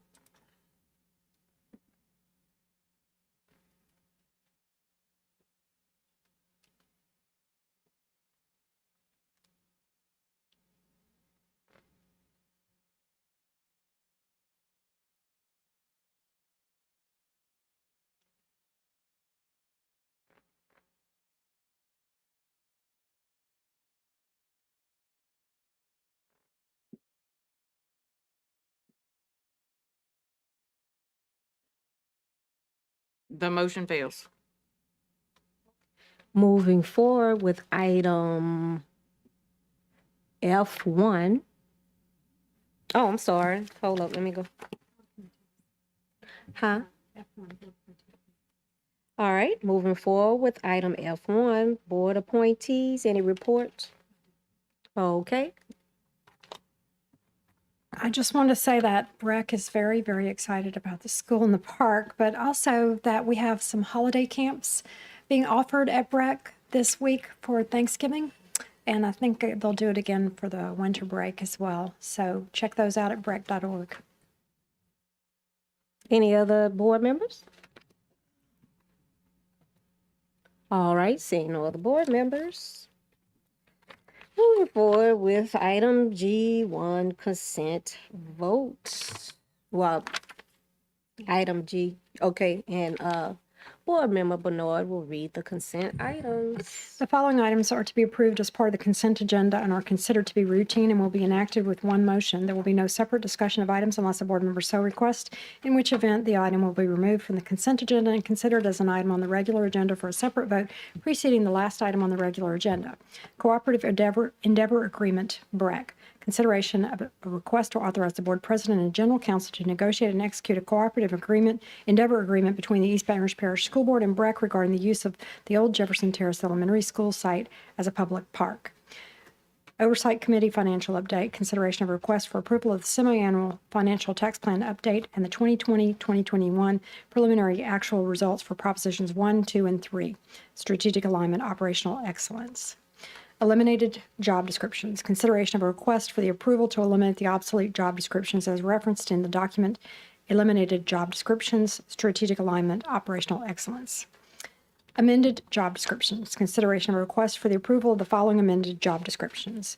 A, Administrative Director. B, Director of School Security. C, Supervisor of School Security. D, Coordinator of Fine Arts. E, Transportation Service Technician. F, Director of Student Activities. G, Supervisor of Health, PE Athletics. Strategic Alignment, Operational Excellence. Child Nutrition Program, CNP. Multi-Unit Manager's Supplemental Pay Update. Consideration of a request for the approval of a supplemental pay update for the CNP Multi-Unit Manager's Strategic Alignment, Operational Excellence, and Exemplary Customer Service Funding Source Federal Funds. Professional Services Contract Federal. Consideration of a request for approval to continue a professional services contract between the East Baton Rouge Parish School Board and Imagine Learning LLC in the amount of $339,250 to provide an online credit and credit recovery courseware platform, strategic alignment, student achievement, funding source ESSER 3. Action 2. Grant Management Contract Extension. Consideration of request for the approval of the extension of the grant management contract between the East Baton Rouge Parish School Board and CSRS Tillage in the amount of $300,000 to complete FEMA reimbursement for the 2016 flood, strategic alignment, operational excellence, funding source Fund 29, Disaster Relief Fund. Bid, Wildwood Elementary Tax Plan Project. Request for authorization to design, advertise, accept, and award the contract for construction of the classroom addition at Wildwood Elementary School to the lowest bid meeting the project specifications. The Wildwood Elementary School classroom addition is per the A plan to improve facilities, technology, discipline, and compensation in the East Baton Rouge Parish School System. The plan, as revised through February 22nd, 2018. Bids can be rejected for just cause in accordance with the Louisiana Public Bid Law, Louisiana Revised Statute, Title 38, Chapter 10. Contract. Consideration of a request for the approval of a contract between the East Baton Rouge Parish School Board and Blunt General Contractors in the amount of $249,000 to relocate and set up modular buildings at Cedar Crest South Memorial Elementary for additional classrooms, strategic alignment, operational excellence, funding source, physical plant services. Litigation. Consideration of a request for the approval of the recommendation from Gwen Shamlin, General Counsel, EBR PSB, in the following matters. A. Mary Young versus East Baton Rouge Parish School System et al. Document 696326, Section 23, 19th Judicial District Court, Parish of East Baton Rouge, State of Louisiana, and to provide for related matters. B. Leslie Stevens versus Kimberly Johnson et al. Suit number 644011, Section 21, 19th JDC, 19th Judicial Court, Parish of the East Baton Rouge, State of Louisiana, and to provide for related matters. And I so move adoption. Moved by Ms. Bernard, seconded by Mr. Goday. Does any members wish to pull an item from the consent agenda? Ms. Ware Jackson. Yes, items 7 and 9.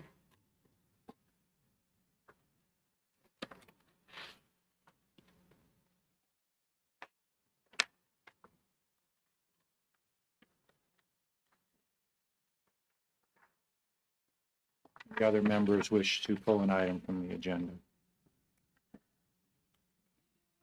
Seeing none, seeing no further, we are on the consent agenda, less 7 and 9.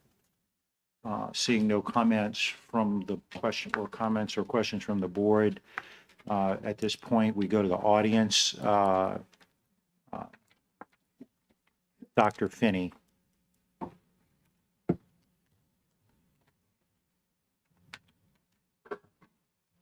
Thank you, James Finney. With respect to item number 5, I'm impressed that there are some salary schedule notations in the backup, although they didn't make it into the job descriptions, which is unfortunate. You're being asked to approve a job description that is not tied to the salary schedule, though. That's a coordinator of fine arts, I believe.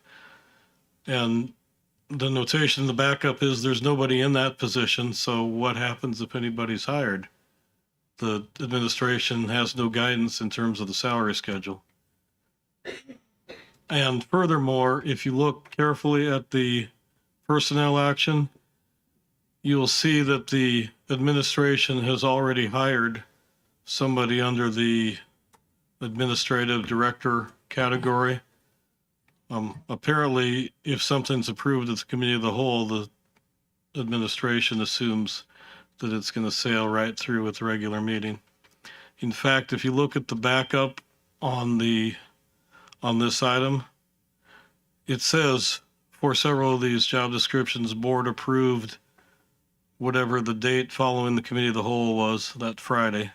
Now, you didn't approve anything at a committee of the whole because you can't approve anything in committee of the whole. So again, this administration is given an inch and takes a mile. And you have consistently allowed that. Let me move to item number 10, which remains on the consent agenda. The request to spend $250,000 to move a temporary building from the edge of campus closer to campus. $250,000 to move a temporary building, no doubt taking part of the playground away from students' use in the middle of a school year. You've been talking for almost 2 years that Dr. Narcisse has been here about doing some sort of a comprehensive master plan. So why in the world are we still shuffling around T buildings with no plan? $250,000 could have been spent for at least 4 faculty positions, but it's not. Yet, you're just going to approve all this. Thanks. Rhonda Corley.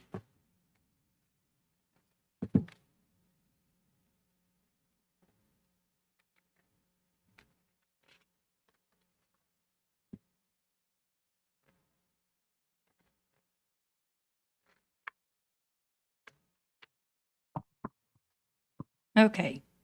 So, Karonda Corley, parent and disabilities advocate.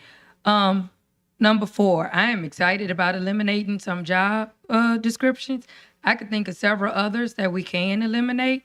If you want me to provide that in writing to you, I can do that along with the morning emails that I send every day. The amended job descriptions, I do see some others that I can think of that should be amended. I can also talk about some of the job descriptions we have currently that are not filled, but I noticed that's not on the consent agenda item. But we should look at that. I mean, my child did not get a teacher until almost a month ago, and that was a special ed teacher. And when we talked about the superintendent's report, we did talk about the scores, and we need to consider the score that EBR will have because he's not taking LEAP due to him not having a teacher. So when we go to number 6, that child nutrition supplemental pay update, would that be going to people such as Ms. Patrice Williams or Ms. Grisby, which are child nutrition employees, but they do not work in the cafeteria, or would this be going to cafeteria staff? That's something that I think that we definitely need to be very specific about, because Patrice Williams and Ms. Grisby, they actually make more than our cafeteria workers. And so I don't think that it would be abundantly fair, equitable, equal for them to get a supplemental pay when the ones that are directly in the kitchen doing the cooking or putting it in the microwave is not actually being able to get that extra pay equitably. Next, I would like to talk about the project that's at Wildwood Elementary, which is That's number. going to be on the next agenda. Okay, well then I'll hold up on that. Number 11, litigation, my favorite one. I think that we should pay them. Pay them. I don't care how much money they ask for, just pay them.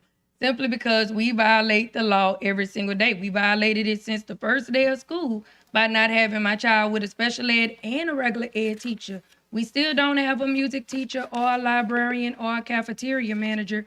We also don't have a nurse or a medical clinic. So I think that that's important that we look at those. I did send y'all a list in my emails multiple times saying that Dr. Barbara Lashley, who just left, she could have been our librarian since her focus was literacy. And Miss Nicola Hall has a concentration in cafeteria work, so she could be our cafeteria manager.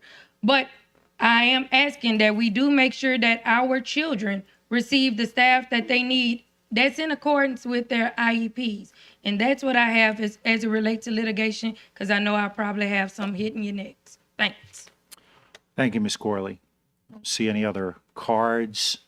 We come back to the board. Ms. Ware Jackson. Dr. Narcisse, can you tell me a little bit more about, is it item 10 around Cedar Crest? How many buildings are we moving, and what is the cost of a new building? Those T buildings that are going to Cedar Crest Sophomore. So let me have Mr. Randy Morales and Ms. Monique Scallon, the Chief Operating Officer, to come up to answer that question. Board Member Jackson.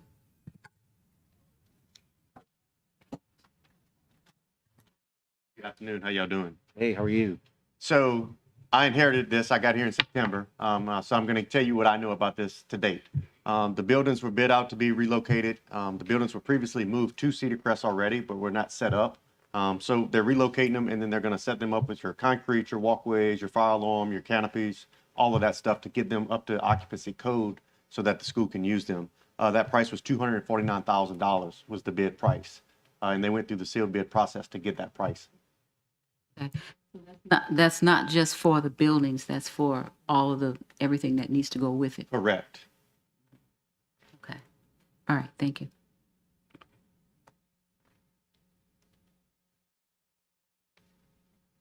Thank you, Ms. Ware Jackson. That clears the board. We're on the consent agenda minus items 7 and 9. Madam Secretary, please conduct the vote. Please vote.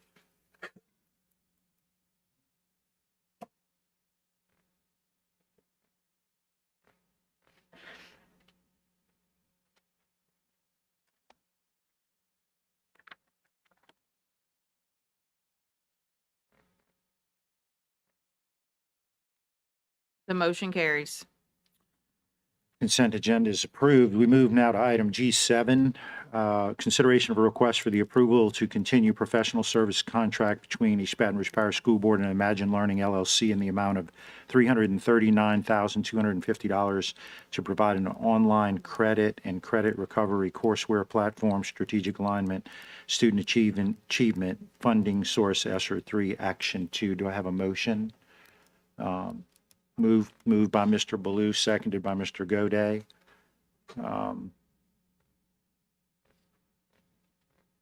Don't see any questions or comments from the board, and I do not have cards from the audience.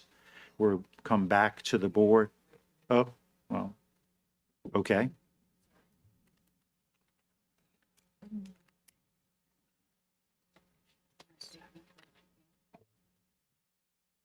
Is this on this one?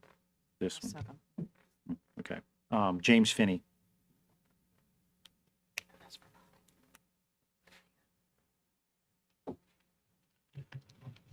Members of the board and the audience expressed at the committee of the whole some concerns with regard to the vagueness of what this Edgenuity money was being spent on.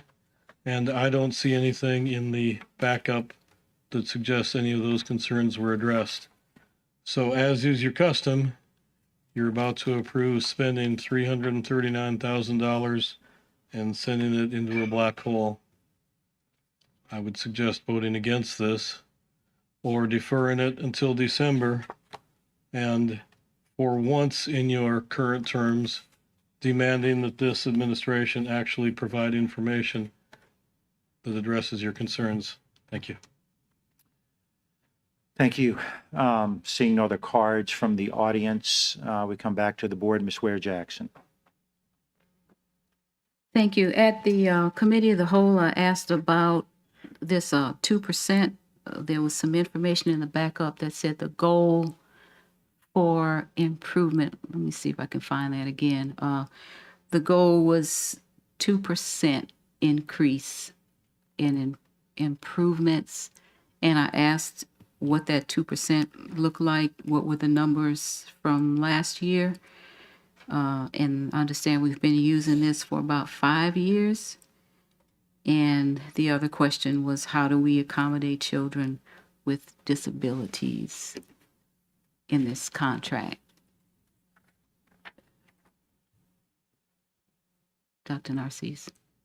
Just to make sure we have your question clear. Mr. Brickhouse, I'll have Mr. Brickhouse, the chief of schools, come up, who works with the program for the students. Yeah, And I just want to make sure we have your question correct. There was a goal at the committee of the whole. I'm looking for it now in this backup. There was a goal of an increase by 2%, and I wanted to know what that 2% really looked like in numbers. What did we do last year, and what would a 2% increase look like specifically?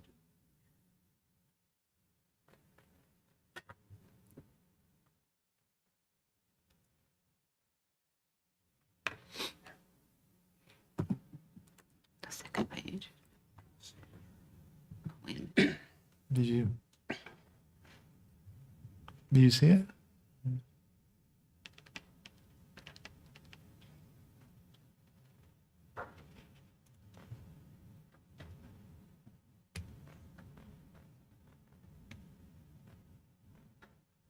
Yeah, that increase the number of students that will successfully complete the online credit course by 2 percentage points. What does that look like in real numbers? The 2 percentage points. So what did we do last year or in the past, and what would a 2% increase look like? So, good evening. So last year we had approximately 10,000 so students enrolled in the program. We had approximately 5,126 students participate. They did approximately about 19.30 hours. We had 73% completion rate, which means we had about 6,794 students complete the program overall. Out of 10,000? With their average overall grade rate was 82%. Now, one of the things, just so that we're clear about the programming, this is our major initiative in terms of credit recovery for the entire school district. This is used by all of the comprehensive schools, as well as it's used as our primary initiative for summer school. In addition, it's used in a variety of contexts. It's used as a blended learning platform, full virtual, initial credit, credit recovery, summer school. So it's using a variety of platforms, which may account for some of the numbers in terms of the completion, because everyone doesn't use it as fully for true total completion. Sometimes it's used as part of a blended learning model. And so that is part of how we're using it sometimes. I'm sorry. So, as I said, we use it in a variety of contexts, and as I said, it's used in almost all of our districts, schools. It is our primary source of credit recovery. So did you say about 10,000 students went through it, but 6,000 completed it? Is that what you said? We had 6,794 did complete. We had a 6,794 completion rate, 73%. And you're looking for a 2% increase. Well, as I From the said, some of them are enrolled in the program, but they're not. The completion rate will be different because they use it in a blended learning model. For example, back on our credit recovery night school uses it as well, but it's not used as fully as the primary platform. Is used as a blended learning model. So if it's using a blended learning model, some of it, let's say they're using some of the initiatives from the testing platform, the pre and post test, and some of the content, but they're not using the full level of the program. So students wouldn't necessarily have a completion rate in the blended learning model. Thank you. That's time. Thank you. Any other questions or comments from the board?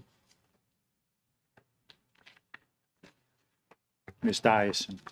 So I just do want to point out that there are times, maybe not as often, but in our dedicated magnet programs and our magnets within schools and all, sometimes you'll have a child that, even though they can make that 2.5, and they still need some supports.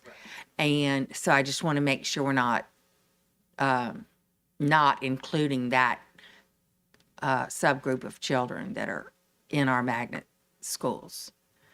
Yes. And that this will be available for their use as well. It's used in every school. Okay.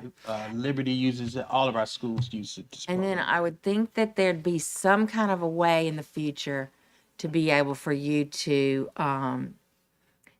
dissect out the ones that never intended on, full fidelity of the program, but it was used for these things. I think any board would be happy to know those specifics so that the data can be real.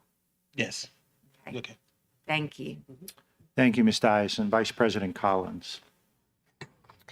I just want to note that on this, I'm going to abstain. I agree with the program. We've been using it, appear to have been having success.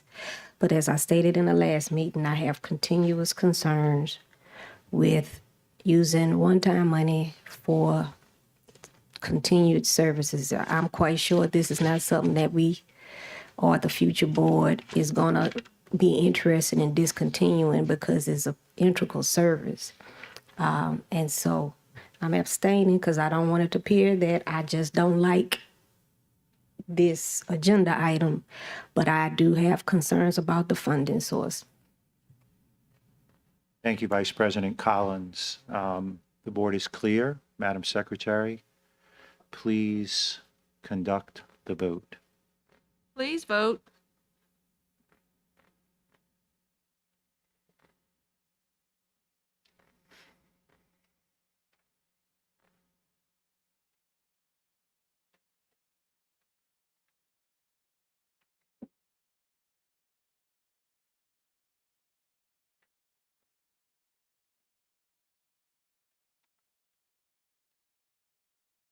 The motion carries.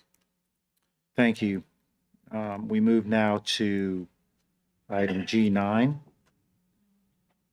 Request for the authorization to design, advertise, accept, and award the contract for the construction of the classroom addition at Wildwood Elementary School to the lowest bid meeting the project specifications, the Wildwood Elementary School classroom addition as per a plan, improve facilities, technologies, discipline, and compensation, the East Baton Rouge Parish School System. The plan is revised through February 22nd, 2018. Bids can be rejected for just cause in accordance with the Louisiana Public Bid Law, Louisiana Revised Statutes, Title 38, Chapter 10. Moved by Ms. Bernard. Is there a second? Seconded by Mr. Baloo. We got the B's in action.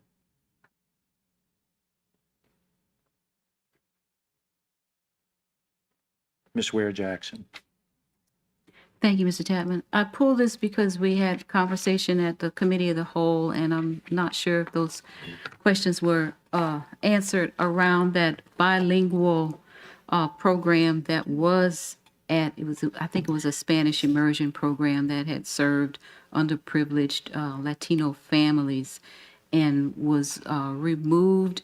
So the questions that I had been getting from my folk around this is whether these classrooms would help to bring that Spanish immersion program back to that community that had been serviced so well by this bilingual program, that the kids that really needed it.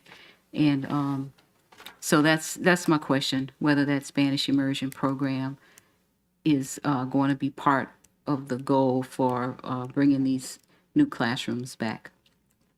Dr. Narcisse. So just so I'm clear, Board Member Jackson, you're not asking about anything in terms of the construction, you're just asking about the programming. Is that correct? Whether the construction of these new classrooms will help facilitate these this program, whether this is part of the plan. Yes. Ms. Anderson, you might come up.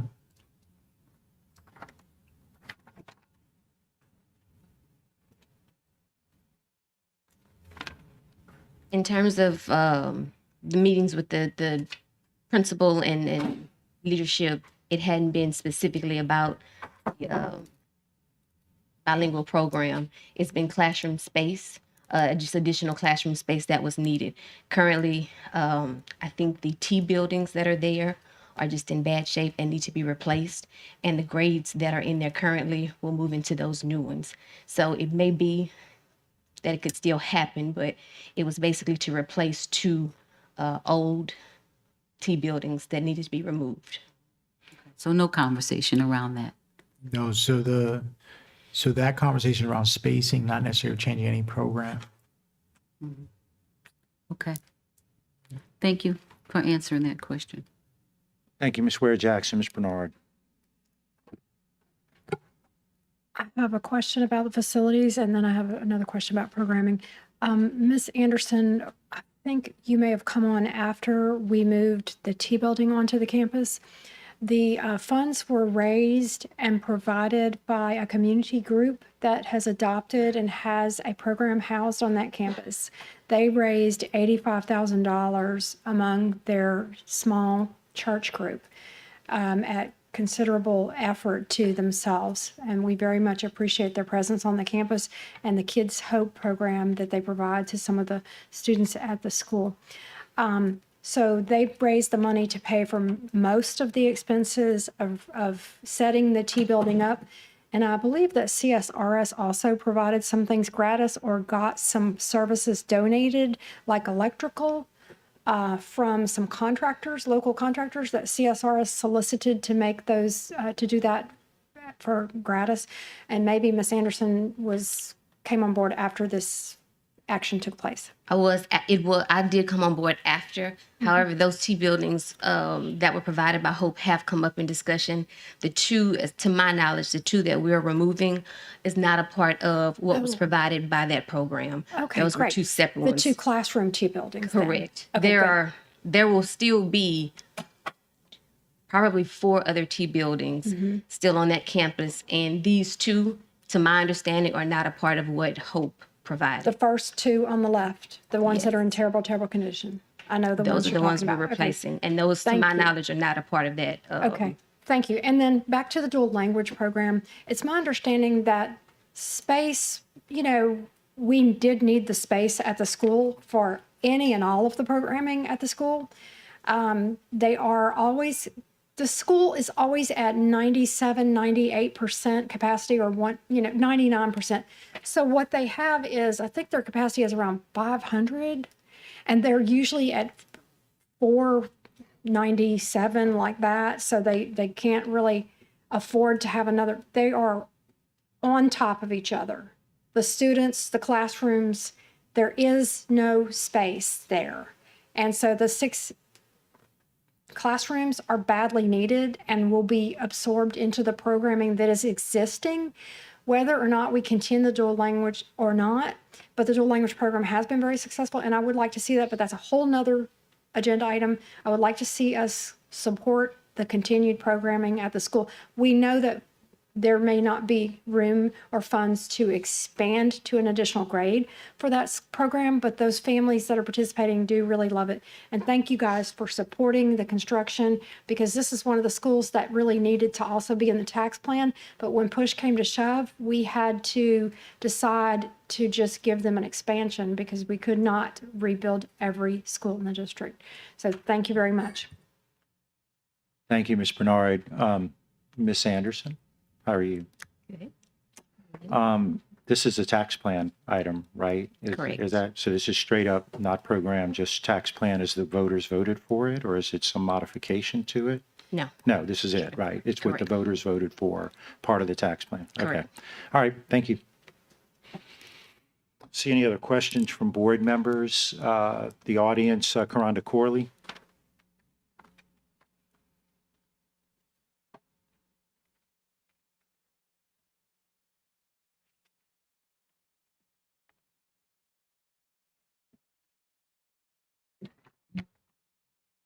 Karonda Corley, parent and disabilities advocate. Corinth Corley, he gonna be a disabilities advocate, self advocate, say future. We're speaking on Wildwood Elementary Tax Plan Project. I thank you so much, Ms. Bernard, for bringing up that a lot of our schools did get pushed back, although they were approved on the list. South Downs Pre-K Kindergarten was one that did not actually end up getting built yet, and we have not brought them to the table yet, but they were on the list for the same tax plan. But as it relates to this one, so many times we actually choose contractors that do not make our buildings or our facilities in American Disabilities Act compliance. And that's extremely problematic. I know I've talked about this renovation to this room, but we're gonna talk about Wildwood. Wildwood has children with disabilities that attend And that it's part of the school tax plan. that- It's built into the Hold tax my plan. time, April. No, it's okay. It's built into the tax plan. Right. The Americans with Disabilities construction's built into the tax plan forward, correct? Okay. Right. I just want to emphasize that we need whoever is going to actually build the building, any of the things on the building, make it in compliance with ADA, because that's what the problem is. We have it written in our contracts. We have in our contracts written equity, inclusion, diversity, and that's not happening or occurring. So I'm asking that even though we have it written in our contract, that we actually make it a priority. Because having it in our contract and making it a priority are two different things. We got a lot of stuff in the contracts and it's not happening. I mean, my child's supposed to have medical at the school. That's in the contract and it's not happening. So I'm saying that we should actually make sure that these buildings are built in compliance with American Disabilities Act, to make sure that individuals with disabilities, whether it is children or staff or their parents, actually be able to matriculate safely into those buildings and utilize them appropriately. That's the problem that we're having and that we continue to face. And it would just be so problematic and a shame that we spend this type of money to do that and it does not come into fruition where it's in compliance with the law and then we have a lawsuit under ADA. So I'm just asking that we make sure that we adhere to that. Thank you so much. Thank you. Corinth, you go tell them thank you? Good job. James Finney.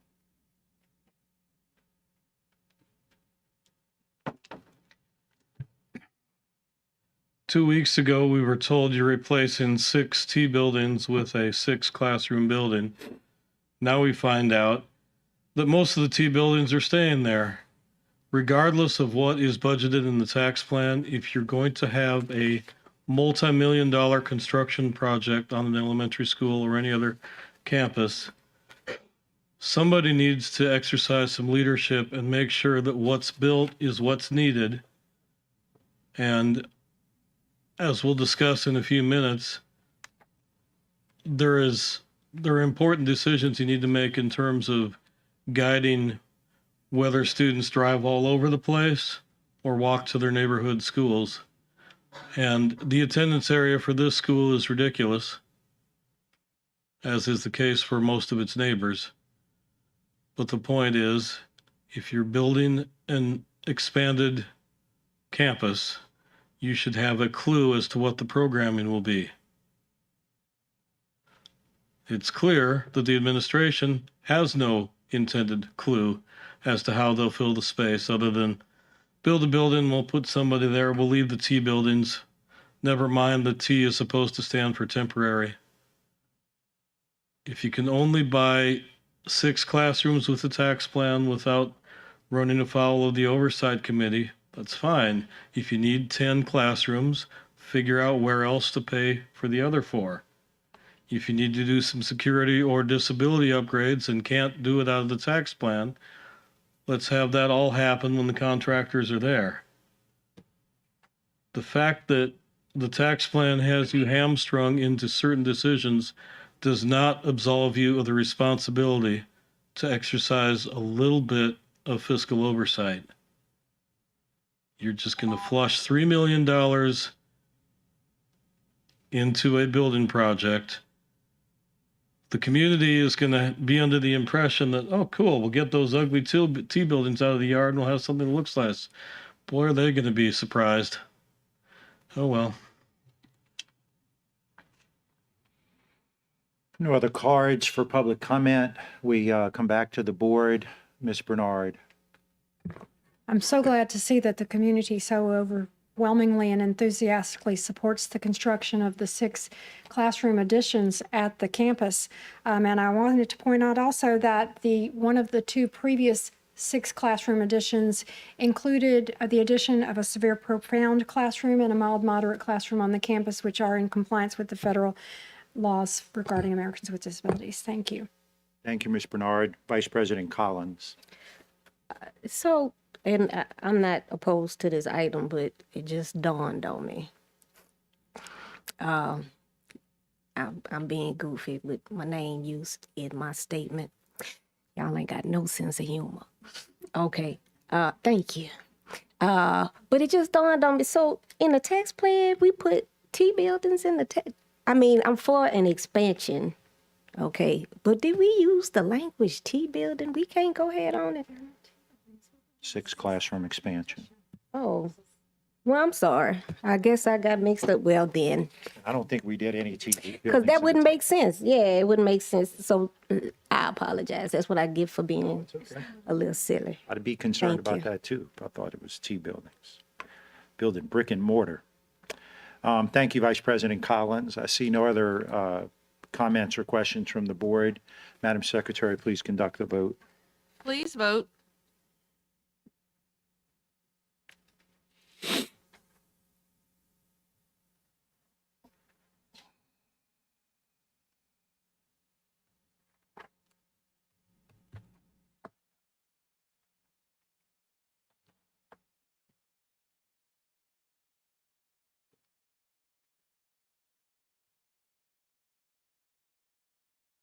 The motion carries. Thank you. That ends the consent agenda.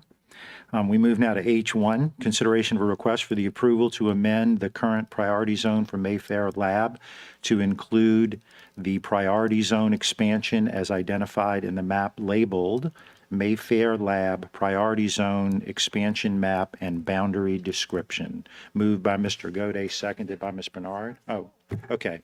Moved by Ms. Bernard and seconded by Mr. Gode. Jesus.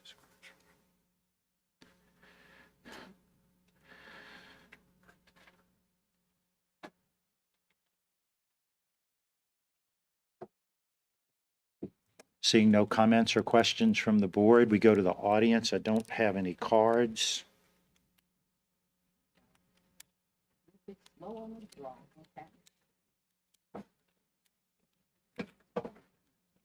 Likely purposeful.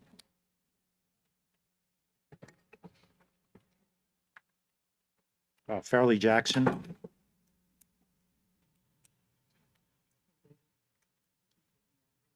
Oh, okay. Yes, ma'am. I will do. Hello, good evening, Fairleigh Jackson, Evelyn Ware Jackson's district. You all probably received an email from me where I outlined some concerns about this item, not because I am against expanding proximity or priority zones. I think this actually needs to be done across the district. It's something that I've been speaking with my district member about for a few years now. So maybe 12 years. Yeah. So what I would like to talk about is, well, I'm not going to talk about the misinformation in the backup or the fact that it didn't go through the cow, even though my board member tried to put something through the cow last time and it didn't even go through when she tried to do the process. But what I am going to say is the timing of this is really strange. And I think this should be something that we all consider. This is something that should be a part of a comprehensive plan, that we should all be looking at access and equity, and not during the middle of an application period. So we're 7 weeks into a magnet application period, and we are 10 days out from early voting. And we are less than a month out from an election runoff in 2 districts. And we are looking at something that has been proposed by 2 board members who are in runoffs. Why wasn't this addressed before? Apparently, these conversations have been happening for over a year with one homeowners association that expands this in one direction. What outreach was happening with the other areas around this boundary expansion? What kind of community involvement has happened? Where have the board members been talking about this that affects their districts before their runoff election? I'm not against expanding these priority zones, but this is political posturing. And if you support this, you're supporting that political posturing. This needs to be looked at across the district. So thank you. It's about timing, not the actual motion. Please defer. Thank you. James Finney.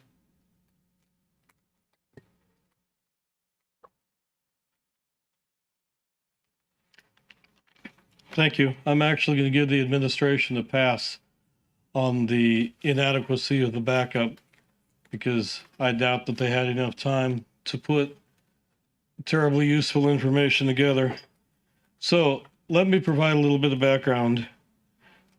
Mayfair School is located in election precinct 3-55. That precinct is 7% white. Make sure you all heard that clearly.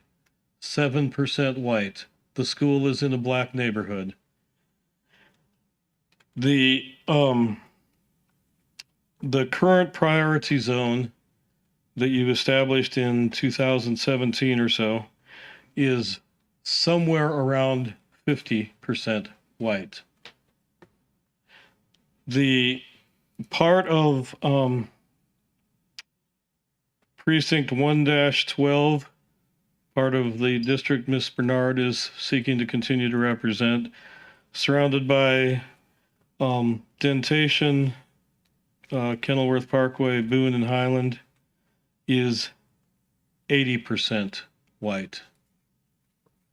Precinct 1-47, currently represented by Mr. Gode, who seeks re-election in a runoff, some of which would go into this expanded priority zone and some would not, but I wasn't able to narrow down any closer than that. That's about 83% white. So to put this in some more perspective, the school district is 11.35% white, and second only to Basis Mantera campus, Mayfair is the second whitest student body in the district, 50.54%. The district as a whole is 81.12% economically disadvantaged. Mayfair at 36.82 is second only to Wham in its level of economic advantage. So, just to be clear, if you approve this, you are making one of the whitest, wealthiest schools even more inequitable. And as I said in an email earlier today, I am expecting a vote of all 5 white Republicans in favor, and I hope at least 2 against. This is a really bad idea. It sends a horrible message. It's clearly, as Ms. Jackson stated, political posturing. You guys must be pretty desperate. Thank you. Rhonda Corley.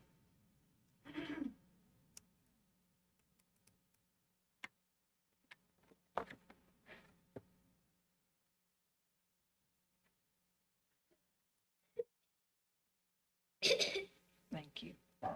Karonda Corley, parent disabilities advocate. Corinth Corley, self-advocate with having rare disease and multiple disabilities. So one of the things that I would like to point out as it relates to this priority zone expansion is how would this impact and affect our individuals with disabilities? So I have to be true to me, right? When it comes to our individuals with disabilities, I know I tell y'all all the time, and I wish that, they're not here. I was gonna say that our chief academic officer or somebody from ESS could actually explain to y'all how when you create all these different priority zones, the additional paperwork that they have to do as it relates to our children with disabilities, because we're now putting them somewhere that is far away from their homes. And this actually put people like myself in position to actually get paid for transportation. So I think that this is a conversation that you first and foremost should have had with your ESS department as it relates to transportation and what it would look like, especially if they have any programs for individuals with disabilities. Severe Profound, let me name that one to be one. Severe Profound right now is 11 kids in one classroom at Jefferson Terrace, but that is a school that we actually send those children to. And if they do not live anywhere near Jefferson Terrace, just like we don't live anywhere near Broadmoor Elementary, where ESY is, then you actually end up having to pay us for transportation. That's federal law, IDEA, just in case you want to go look it up. I think that you need to look at that, but also what negative impact will this have on the rest of the schools in our school system? How this will impact and affect their zones. When you talk about zone expansion, I know if Woodlawn wanted zone expansion, how would that look? And what schools and programs would that impact? You have to look at the other rural school, Northeast Elementary and High, Broadmoor, White Hills Elementary, Brownsfield Elementary, which is merged with them right now. But what would the impact look like if you continue to do zone expansion? This is something that we normally talk about as it relates to charters, not necessarily our traditional public school system. Our traditional public school system, which is why the resolution Ms. Ware Jackson stated is so important, is because you currently have children having to ride buses for over an hour. My child lives 10 minutes from the school. And if he was to ride EBR bus, he would be on there for over an hour and bypass the school before he finally make it to the school. That's not helping our children to be mentally and emotionally ready to learn. And so that is what we are posed with, making sure that each and every student every day is in the mind frame to learn. And that's not happening when we talk about a biased zone expansion that is going to hurt the majority and not help the majority. Equity and equality is always supposed to be at the forefront when we talk about each and every student, including inclusion and diversity. Thank you. Jamie Robinson.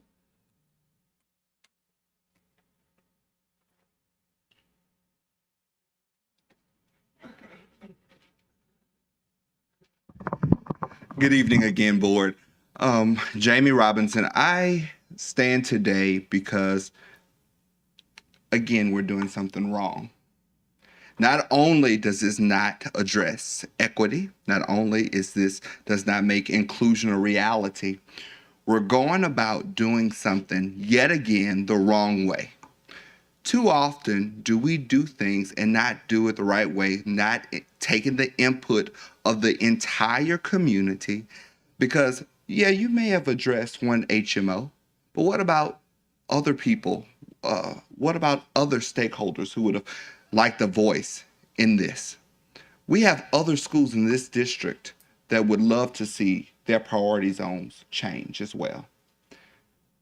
I'm asking you to defer this and do it the right way, because just as Ms. Cook said, it does seem like political posturing.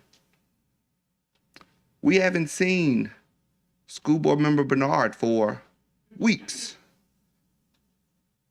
She now decides to run again after saying she wasn't, and this is what we bring onto the agenda, and this is the agenda. No, it's not about a particular board member. It's about the item on the agenda. That board member is the item, Mr. Tappan. It's not right. It is wrong. And I'm asking you not to go forth with this. You're going to continue to divide this district. You're going to continue to divide this parish. Thank you.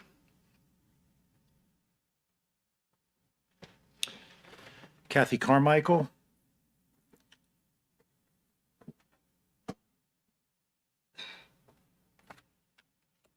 Good evening, Kathy Carmichael, District 7. I'm breathing heavy because I was at Wildwood Elementary School literacy night this evening. It was a great time. And then I drove my son all the way home to Wildwood.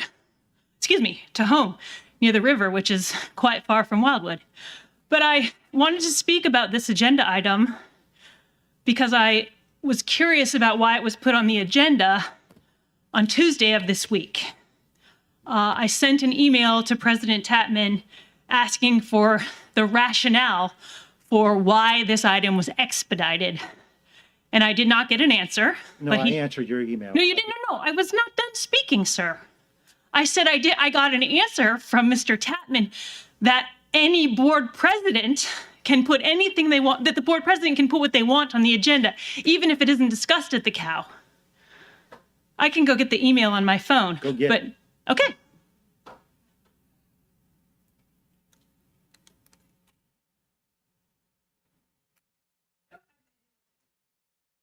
I just asked for the rationale, and I didn't get the rationale. No, read the email. I want to Okay. hear it. No, it didn't say board. That's not what it said. Okay. Do I get my 3 minutes back, or Nope. is this? Okay. Dear Mr. Tapman, I'm writing to inquire about item HS, Mayfair Lab Priority Zone Expansion on tomorrow's school board agenda. It appears as if the supporting documents are hot off the press, developed by Eric Johnson on February 14th and 15th. Number 1, why was this item not discussed at the Committee of the Whole? Number 2, what is the rationale behind expediting its place on Thursday's agenda? I look forward to your response. Ms. Carmichael, it is the policy of the board to allow any member of the board to request an agenda item. You can express your concerns relative to the fact that the item was not considered at the Committee of the Whole. It is not uncommon for items to be added to the full board meeting when not considered at the Committee of the Whole. David Tapman. Yeah. Thank you. I mean, I kind It of... didn't have anything to do with president. The board president wasn't in there. No, but with the But rationale. that's what you said. I just want to make apologize. sure you quoted it correctly, because you made it look like No. I was trying to railroad it through, and that's not. I gave you the policy. Thank you. And I can't pronounce the last name, but Daniel Tyrone?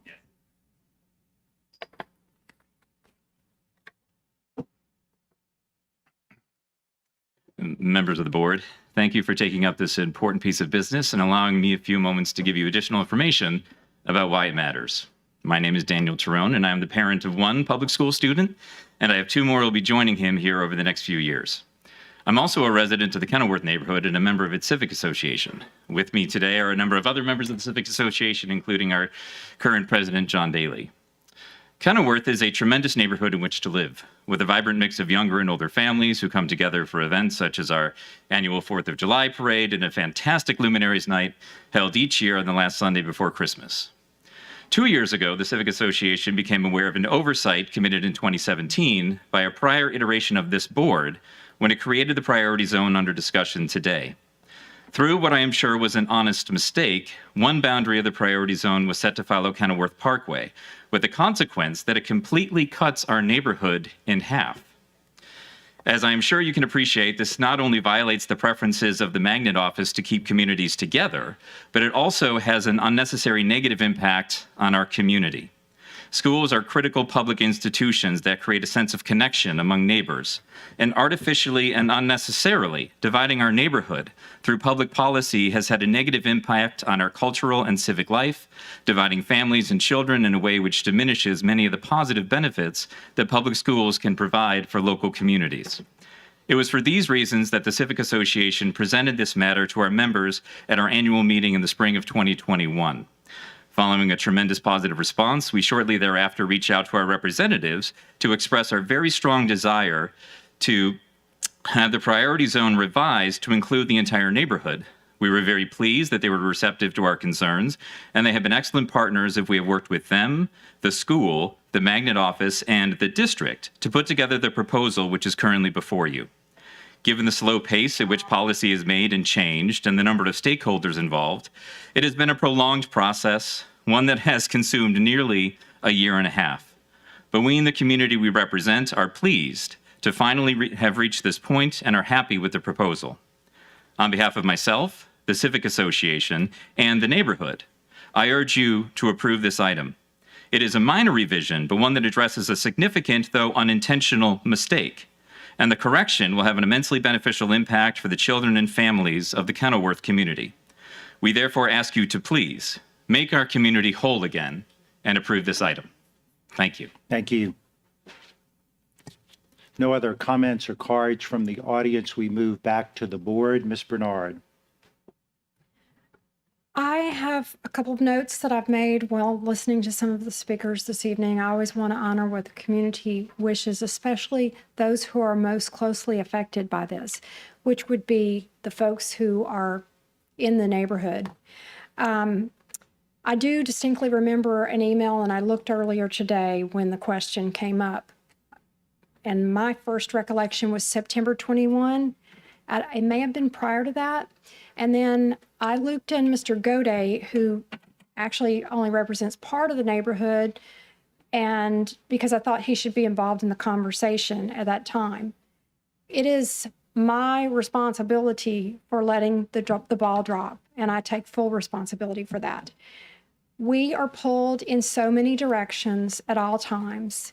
One day it's accountability, the next day it's the budget and finances. And it's very difficult sometimes to keep up with all of it. And I do spend a lot of time trying to keep up with all of it, working with our staff, our other board members, and community members. Earlier this year, we had a meeting at the school, February 10th, at the request again of the lovely HOA that again reminded me that we needed to talk about this. And we asked the Magnet office to be present for that. They were favorable to the request. And I do feel that these considerations having taken place under this board's watch makes this the business of this board. And it is our duty and our responsibility to take action on this item. My child went to public schools, and he was often, most of the time, throughout his tenure in public schools for 11, 13 years, something like that, the only child in the neighborhood, or one of two in the neighborhood, who attended the same school that he did, since our neighbors, many or most of them, all of them, except for one or two every now and then, attended private and parochial schools. So it was kind of hard because we had to get in the car and drive somewhere else to go to a birthday party or a play date. We didn't have a neighbor to connect with, and we didn't have other moms to connect with.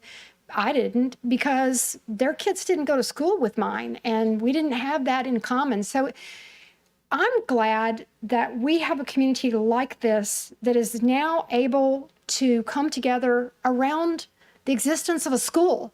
Isn't that what most communities have? Isn't that what we want here? We want people to come together around the school and around our children and their education and their future. So I'm grateful. I think that this board did make a mistake when we set the attendance line there, unknowingly and unintentionally. We didn't want to split the neighborhood in half. We didn't want to separate out one part of the neighborhood.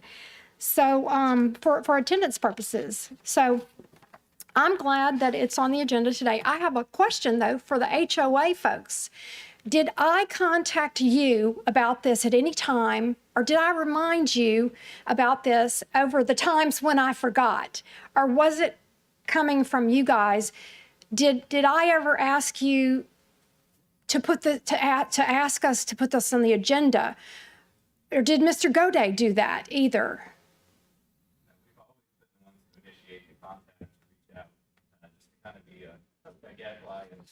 Why don't you come to the mic so it picks you up? I'm sorry, I should have. Yeah, it's okay. Yeah.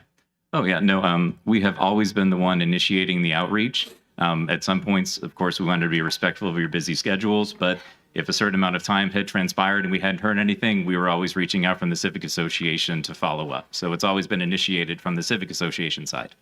Thank you. And Thank you. People who know me, who contact me, know that my reply via text or email is always, please remind me. Please help me to remember to take action and move whatever this item is further. Thanks a lot.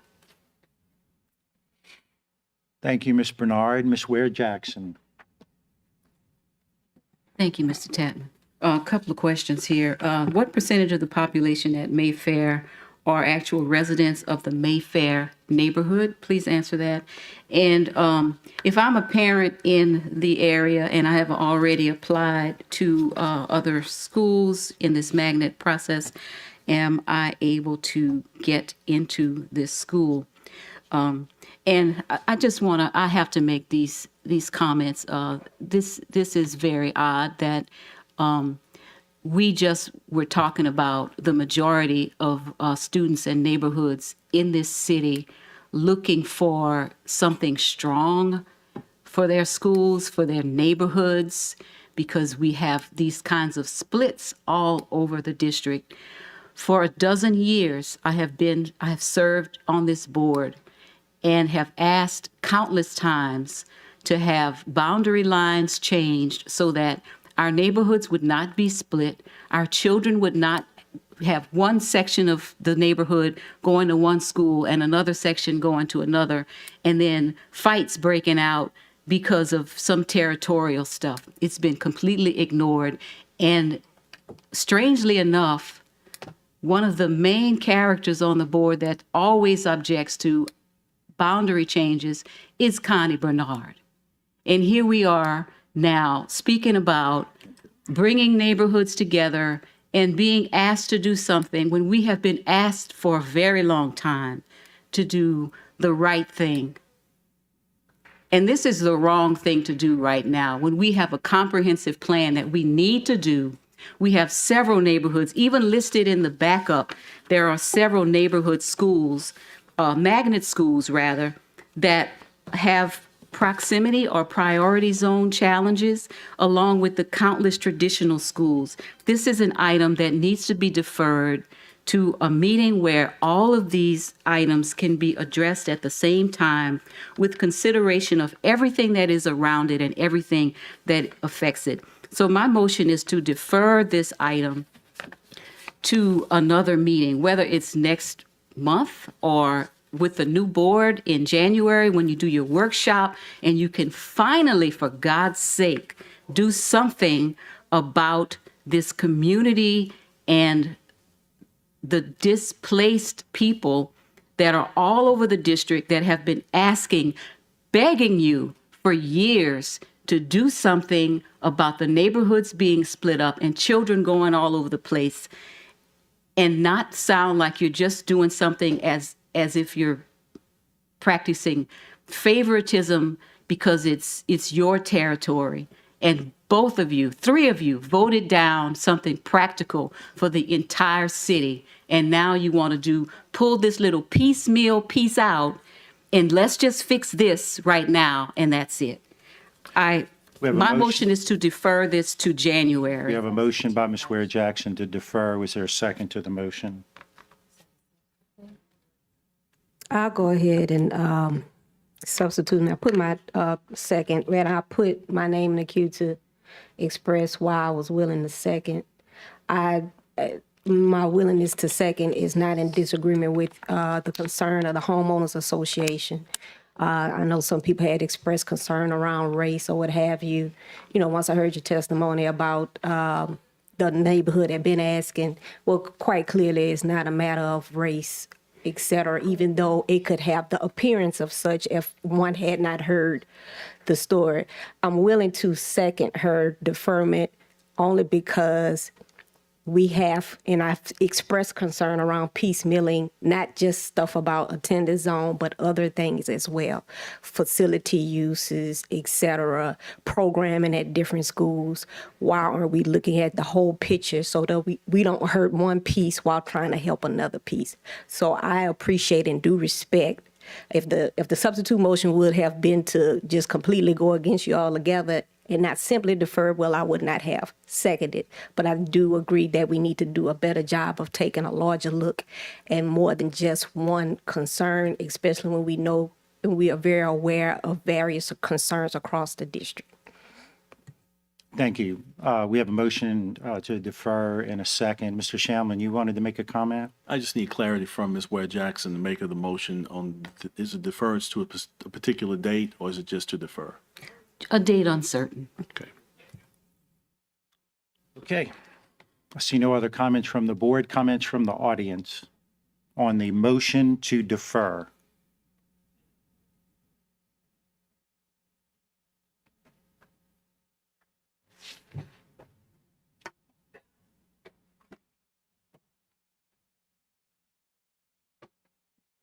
Maria Harmon.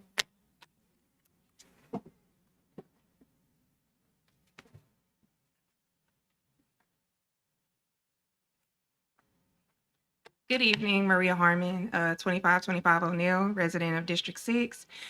I'm coming up here to pretty much support the motion to defer this process, mainly because it just seems as though we're trying to prioritize certain areas that seem to be favorable, where we literally had a resolution that could have benefited and had a comprehensive plan to benefit all neighborhoods. So really have to speak to the fact that are we prioritizing all students or just a particular subset population of students who may be more desirable for attention and resources. So as duly elected school board members, I just encourage you to prioritize the well-being of all students and also understand the implications that happens whenever you disrupt neighborhoods. We're already dealing with sleep-deprived children getting bussed across town by 5 a.m., coming back home around 6 p.m., but we expect them to perform and behave in adequate ways while their brains are still developing, but they're not getting adequate sleep at home. We have to also understand all of the stemming effects that comes from making decisions like these. Thank you.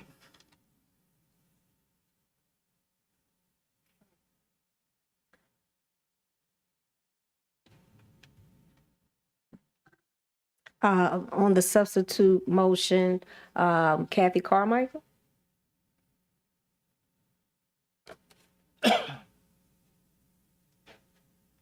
Kathy Carmichael, District 7. I would just like to support deferring this motion to January. I also would just like to thank the Homeowners Association for coming to a school board meeting.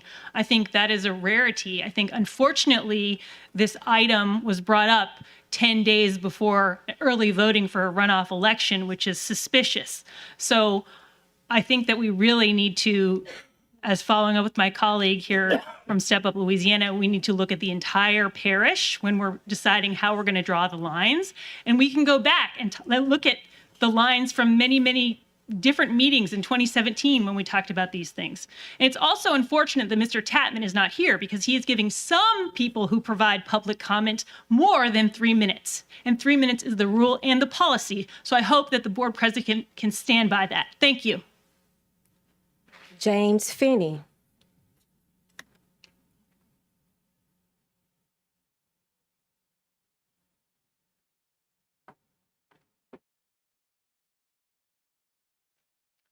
I believe deferment would be the appropriate action. Just had to do a quick count and make sure he still had a quorum.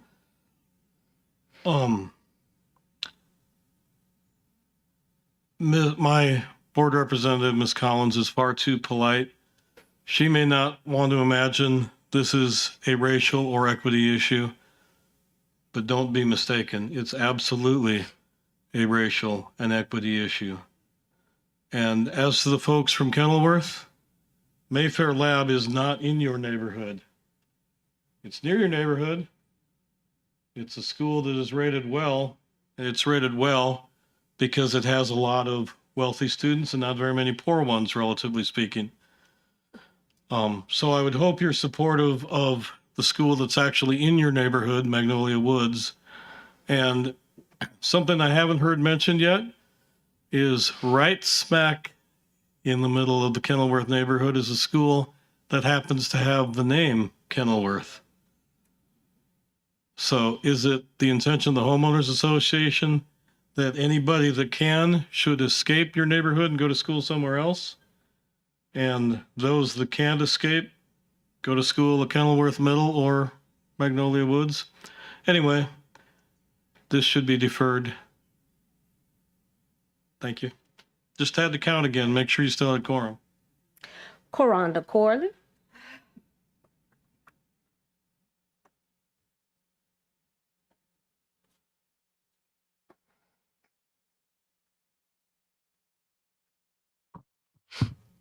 Karonda Corley, parent, disabilities advocate. Corinth Corley, self-advocate. If I could talk about segregation, this is it. We talk about every student every day and teaching them history. The madam of the massa on the plantation always made sure that he divided and conquered. He turned the house African Americans against the field African Americans. That's what's happening right here. When you have an expansion plan that is going to be nothing but a big plantation, of where we're having a plantation say that, hey, we want to create our own zone to not be inclusive like the rest of the school system. We want to be our own segregated area. You know, I do believe that the Office of Civil Rights would definitely love to look at this if it was to pass. And I do say Office of Civil Rights because it would be federal. Because we have to look at that, number one, our board, we just elected a bunch of people that wasn't even in line according to the way the board is supposed to be made up. But we're still trying to do things that is going to appease white people. And I'm going to say it the way it needs to be stated, the naked truth. This is hurting Black and brown people. This expansion will hurt them. And what we're going to do is we're going to create a much more segregated school. White flight is not coming back to the school system. Wake up, people. Smell the coffee, smoke a blunt, do whatever you have to do, but it's not happening. And that's something that we actually have to be realistic about. We have to start talking about what matters, and that's each and every child. Each and every child, whether they are white, Black, brown, Hispanic, Latino, whether they speak English as their first language or anything in between. It's supposed to be diverse. That is what's supposed to always be at the forefront. That is why this school system went through the longest desegregation order ever in the country. And you still letting Master have a point to say. Master got to get the hell back. Watch and your that's language. me being nice because I know that we cannot say any other things, which I don't want to, because my child is present and because I love God. Some of them need to learn to love God too. But if we're going to be real, we have to be real and we have to be honest. It is an election season. And elections make massa come out in major masses. Massa have to go back. And if we could sing some old Negro spirituals, I would sing the one that say, goodbye church and let's go home. Because that's where massa needs to go, back home. Thank you. Jamie Robinson.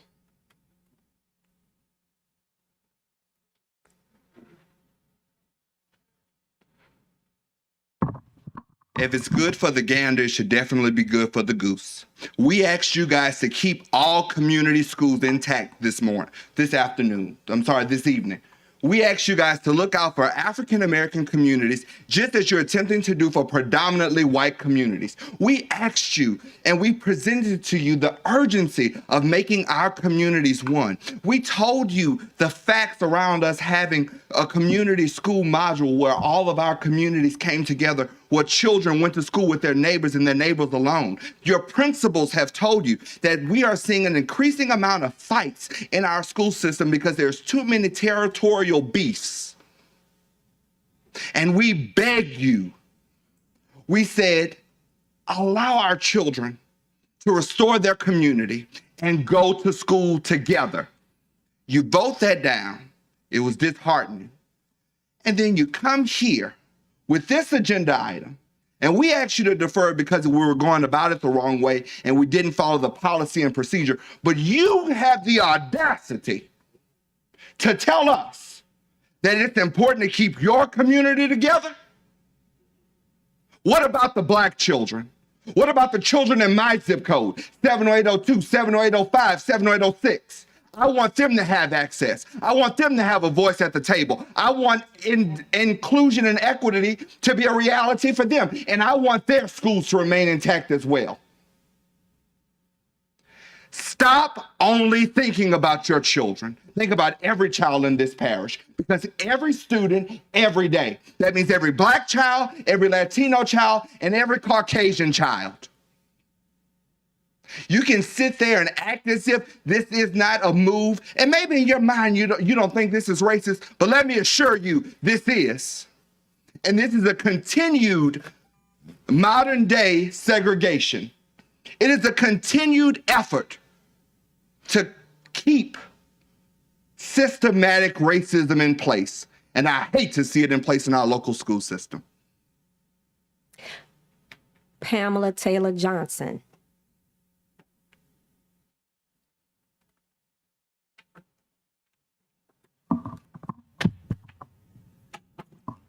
Good evening. Pamela Taylor Johnson, 2037, Magna Carta, Baton Rouge, Louisiana. I stand before you this evening to support the motion, asking that you support the motion to defer. You've seen all the emotions that has just been stirred up around this whole idea, and it just appears to me that the better thought would be to defer this item and refer it back to the administration, back to your staff, so they began to look at the entirety of it, not just this particular expansion, but whether or not it should be expanded or whether or not you should be looking at some other attendance zones expansion or keeping them the same, and looking at because this one with the homeowners association, and it makes great sense that you don't want to split a community, but no community should be split and have kids attending school across town. That has been my mantra for a lot of years. Let's return children to their own communities, to their own neighborhoods. And if you pull this item, if you defer this item, whether it's a date specific or just for whatever period of time it would take to do a little bit more study on this to not only address this particular issue, but the other issues as it relates to kids attending schools in their individual neighborhoods or community schools, I think that would be the best method, the best process to go through. And it would allay some of the emotions. And also it may serve to bring our community, our parish, our school board, our system together to do what is good for children. And we are able to really live up to the motto, every student, every student, every day. And let's just include in that every student, every day, in every community to give them the best learning opportunity that can be available for them. Thank you very much. I ask that you support the motion to defer. Ms. Jackson?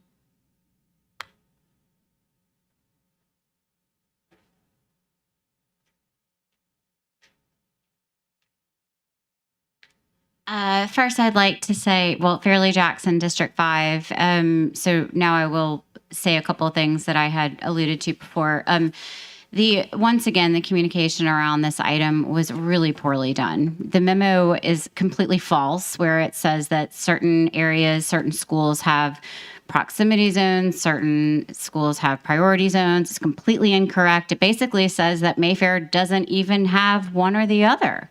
So based on that, you wouldn't even be expanding anything. So here we are once again looking at an item that has not even been communicated correctly in the backup.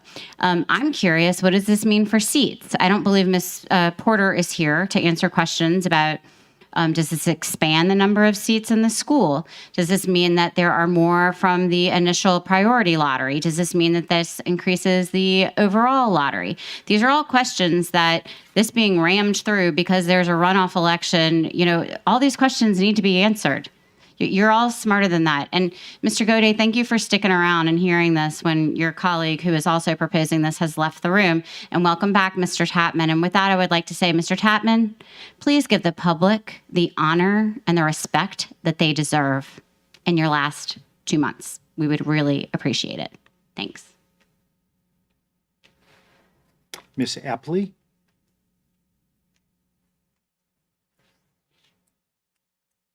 I too believe that this board should move to defer. As someone who has lived around the country in different places, but I'm an oldest Struma grad, and I'm proud of calling Baton Rouge home. And my children attended school in Clear Creek Independent School District around the Houston area that encompassed NASA. And we did have neighborhood schools, and it was rich schools and mediocre schools or medium wealth, and, some that you would consider poor. But nonetheless, they all were good schools. And it saddens me to see how this school system is so broken. I mean, you really can't say you're moving toward having people be included when you are building more and more charter schools so kids can come from different areas to go different places. I mean, it's just not a good concept. And as a student of LSU and Louisiana political science, whose class was taught by an oldest Struma grad that had his PhD, Dr. Wayne Parent, the role of race in Louisiana politics, folks, it's even down here at the local level in the school district. I look around and the crime is out of control. Why? Because we don't pull up the ones who are below or whatever and try to bring them with us. It's like divide and conquer, white and black. And it's just sad, folks. It's sad for the kids. It's sad for the future generations.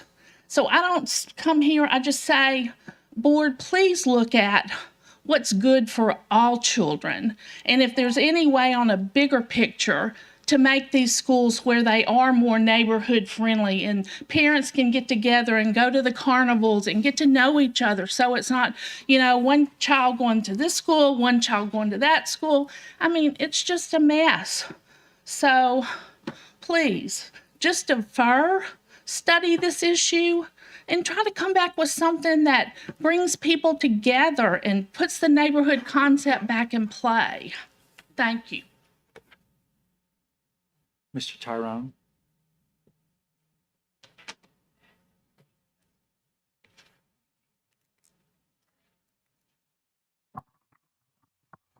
The question about the timing of this motion has come up a number of times, and we do have to take some responsibility for that on the Civic Association end. With the elections that were going on, we pulled back a little bit from keeping in contact with the representatives, knowing that they were in the middle of the election.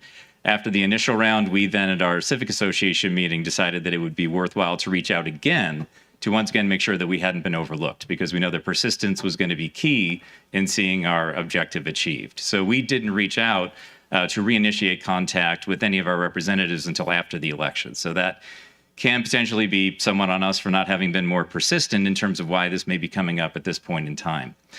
The other thing is we fully agree that community schools should be tied into their community. That's exactly why we are asking to have this undertaken. And if we look at this, it certainly seems like the initial priority zone was sort of just an accident of geography. Looking at the map, finding major landmarks, it just so happens that the major landmark that was determined to be the perimeter of the school zone in this case bisects the neighborhood. Had the magnet office known at that point in time that the Kenilworth neighborhood falls on both sides of the street, I am sure they would have drawn it as we are asking them to draw it today initially. And so asking to correct what was, again, an innocent oversight in the first case is not anything that would preclude appropriate action on some of the other issues that have been communicated to you tonight.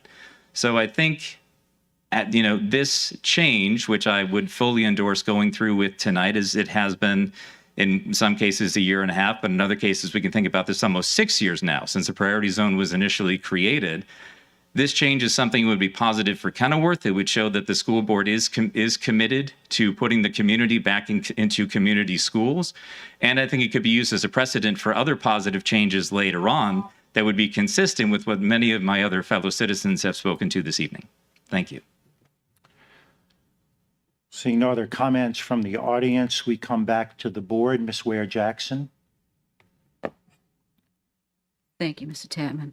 I appreciate the Kenilworth community speaking out and reaching out in hope that your neighborhood would be restored as one, and that you too also agree that neighborhood schools are very important to our city. The life of a neighborhood is right there in the neighborhood school. And the question still is on the table about how many actual residents in Mayfair neighborhood actually go to the Mayfair school. I would like to hear the answer to that, but I just have to reiterate that it's really not about not about your request, but it's about all of the other requests that have been made constantly for so long. And the requests from board members to do a comprehensive plan that includes all of the issues that have been brought forth tonight, and then some. There are so many issues around this that we really need to look at a broader picture. We keep looking at one school at a time and making decisions without even looking at it on a map to see what else is being affected by it. And I'm sure that this is a good concept, but it's just one of the things that need to be in the same pot of all of the things that need to be addressed when we're looking at our schools. And this has gone on for far, far, far too long. And I urge the board to come together and handle this, take care of this on a larger level, and stop doing this little pieces at a time and not looking at what all is affected by everything that's taken place. Again, and it doesn't matter to me if this is deferred till next month or whenever. I'm just saying that this did not go through committee of the whole, and clearly this item should have been through committee of the whole. Because look, we've spent time on this as we probably would have in committee of the whole, and none of the questions are answered. We don't have a map. We don't have anything except for this little piece that you see in the backup with just that neighborhood, with no other schools involved, nothing about anything else that's around it. So again, I'm asking to defer this item and take care of this item along with others. I'm not saying everything, but at least get started and include this item along with some other items so that you have some movement toward neighborhood schools, strong neighborhood schools. And it is very saddening that after years of people asking for the same thing, I've got a neighborhood right in my area where the line is drawn straight, split the neighborhood right in half, and you've got all kinds of conflict going on and all kinds of stuff breaking loose over at Capitol Middle School around this and other schools all across the district. This is not something that we don't know about, but it's something that we definitely know that we can start resolving, and it's just taken too long. And it's time for us to handle this all together and not just a little piece and have other people ticked off because you've taken care of this right before your election time. And so it looks like you want to get you need some good press. I know it's been so much stuff that have gone on. We've Stop it, everybody. I mean, this is. So I'm just saying, please defer this to a later date and handle the whole picture. Mr. Baloo. Thank you, President Tapman. Earlier, someone referenced segregations. Just for clarity, could somebody give us the demographics of the school, just so we have it? Ms. Koski, could you please come up from the Accountability and Assessment Office, please?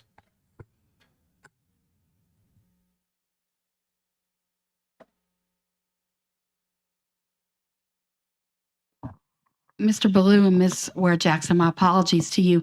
I don't have the specific data to answer your questions tonight. Had I had the question before 5 p.m., rest assured I'd have walked in with it. One question that has come up tonight that we did receive earlier today that I do have the answer for is, hypothetically, if this zone were in place today, how many students would it impact? And it would impact 44 who live in the area that have been called out. 13 of those 44 currently attend magnet schools in this system. 6 currently attend district-approved charters. I don't have the exact numbers that you asked for. I apologize. And actually, even close to it is fine. That school is below 50% free and reduced lunch. Okay. And below 50%, what? Economically disadvantaged. Okay. What do you have any other demographics, or can I you get don't. any close I'd have to go pull them. I don't have them in here with me. Sorry. But it's not. Is it a predominantly white school, or is it around 50%? I don't want to give you a wrong number. Okay. I really don't want to give you a wrong number, but we can get it. I'm just sorry I didn't have this question before 5 p.m. All right. That's I assume there's nobody else in the room that would be able to get closer than that. Or I can go pull it. Sure, Mr. Finney, you want to give me the percentages you have the report? you have? Do you have the report? Well, I made notes of the highlights, which are that the figure of economic disadvantage for Mayfair is 36.82%. That is the second lowest, second only to Westdale Heights Academic Magnet. And it compares to the district overall, including type 1 charters, of 81.12% economic disadvantage. What about race? Do you have those breakdowns? Yes. What I made note of is the percent white, and this is all from the state's multi-stat report from February, which is the most recent available. The district as a whole, including type 1 charters, is 11.35% white. Mayfair is 50.54% white. So it's right at that is second 50%. only to Basis Mantera. Okay. Well, thank you. Yes. Thank you, Mr. Baloo. Mr. Goday?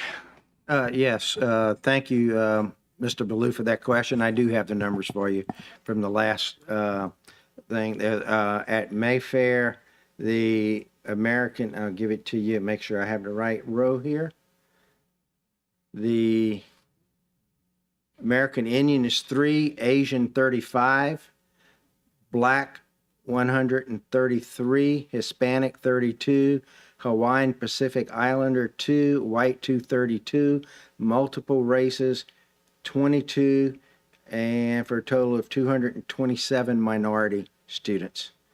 And the percent economically disadvantaged is, like Mr. Finney said, 37%. I wanted to address a few things. You know, some members of the audience come up and rail upon us to respect the community. And I just wish that the members of the community would have the same level of respect for us as we sit up here. We are people also, and we are trying to do our job the best we can. And to come up here and yell and preach and scream at us is not very productive at all. Secondly, I want to address, people have pointed out to me that they think I'm being hypocritical because I voted against the community school resolution. The reason I voted against that resolution is not because I'm against community schools. It's because that resolution was so prescriptive and so tightly bound, our superintendent being passed by a board which is going to have over a 50% change in population. I did not feel that that resolution was appropriate at this time. I am 100% support community schools. I 100% support neighborhood schools, and will always, if I'm lucky enough to be reelected, I will continue to do that because I do support the education of every child. And if you look at what I've done in my record, you will see that in every vote that I've taken. This has nothing to do about charter schools. A lot of things have also been brought up about attendance zones. This is not an attendance zone. This is a priority zone. And the reason we're doing it now, after talking with the homeowner association, is the new magnet application period is coming up and it's about ready to close. So if we don't pass this priority zone now, those people who have applied for magnet schools will be in the priority zone that currently exists and will not be able to be part of this priority zone. But it is not an attendance zone. We do need to address attendance zones. I have always been one of the ones fighting to address attendance zones, saying we need this. I have been a champion of coming up with strategic plans. I've been a champion of the facilities plan, and I will be a champion of the facilities plan as it comes up to have a master strategy about how to do all those things. I am not against any of those things. But again, this is a priority zone. It can be changed at the drop of a heartbeat by the next board. It impacts no other schools for attendance zones. It is simply a priority zone for this school. And to try to equate it with an attendance zone stretching over many other schools is just not true. It is not that. And we do need to address attendance zones, and I stand ready and willing to address those as soon as we'd have the opportunity with a full master plan. This board for so long went without strategic plans and went without master plans. That's why we're here where we are now. But this is not an attendance zone. This is a priority zone. No other schools are impacted in this. So I think I answered most of the questions, and I look back on my email. My first email from this gentleman was in June of 2020. That's how far back this discussion has gone. This is not something that's just come up. They did contact us just recently because they wanted to get this closed out before the current magnet school application window closed. And Ms. Porter said that this could be done and put in for the current allocations of magnet seats. So I think I've tried to answer all of those questions that have come up. No one's trying to pull a fast one over here. We're trying to respond to the people in the community. But it's not because we respond to these people doesn't mean we're not going to respond to other people, and it doesn't mean we're not responding to other people. I outlined why I did not vote for the community schools, but I fully support the concept of community schools. And I will be pressuring, if I'm still on this board, our superintendent to continue to push to put in the community school concept. I think it's a great concept, and I think it's something we need. I want to go back to more community schools. And so with that, I'll be quiet. Thank you. Thank you, Mr. Gode. Ms. Dyson. Thank you, Mr. Tatman. I too have been um,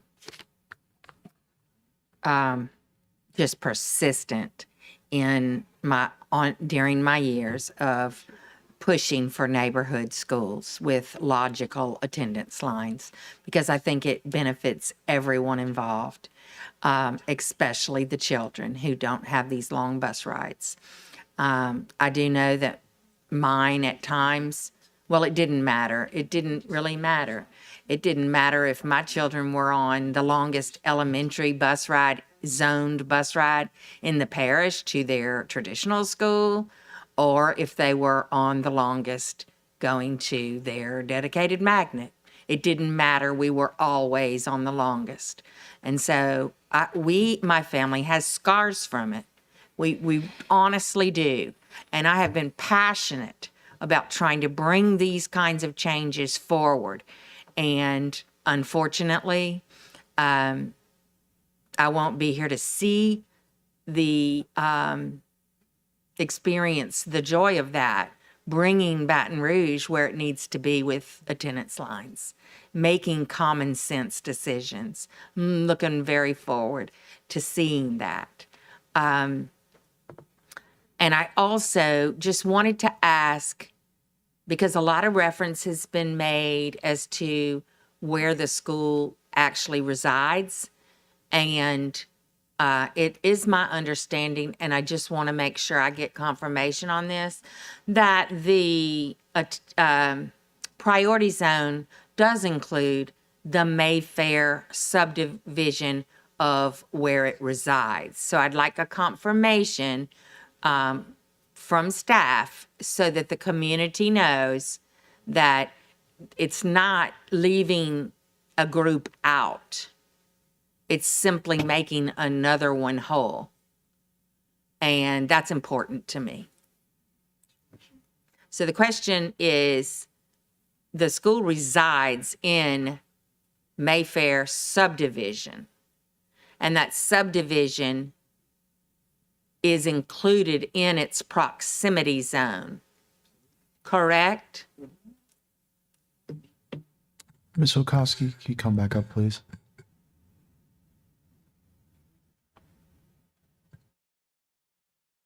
Well, that's not the Kenilworth's problem. Let me say, if I could, Ms. Porter, my colleague and friend, regrets that she could not be here tonight. She is out of state. But yes, I just confirmed with her team, and the map is online, and it does. Yes. I mean, I looked at the map and it looked very clear to me, but I didn't want to take anything for granted. And so I wanted to make that clear that we're not eliminating the opportunity from a subset of a group of close people that live close to the school. We're not. And our magnet admission criteria, people think it's so high and everything. It's a 2.5. It's just a C. It's a middle C. It's not like we're asking them all to be straight A students, but then they have to get there and they have to maintain. And so it is an increased rigor. And not every student is wanting to go to school in that way. And so for those that do, they have just as, if they live in the priority zone, they will have the priority as well. So it's not about anything about socioeconomic, race, any of that, because they are included. And they can either choose or not. That's a parental and student responsibility and privilege to be able to make those kinds of decisions with our own families. So I just wanted to make that clear. Thank you. Thank you, Ms. Dyson. The board is clear. We are on the substitute motion to defer. If you are for deferring, you vote yes. If you're against deferring, you vote no. Madam Secretary, please call the vote. Please vote.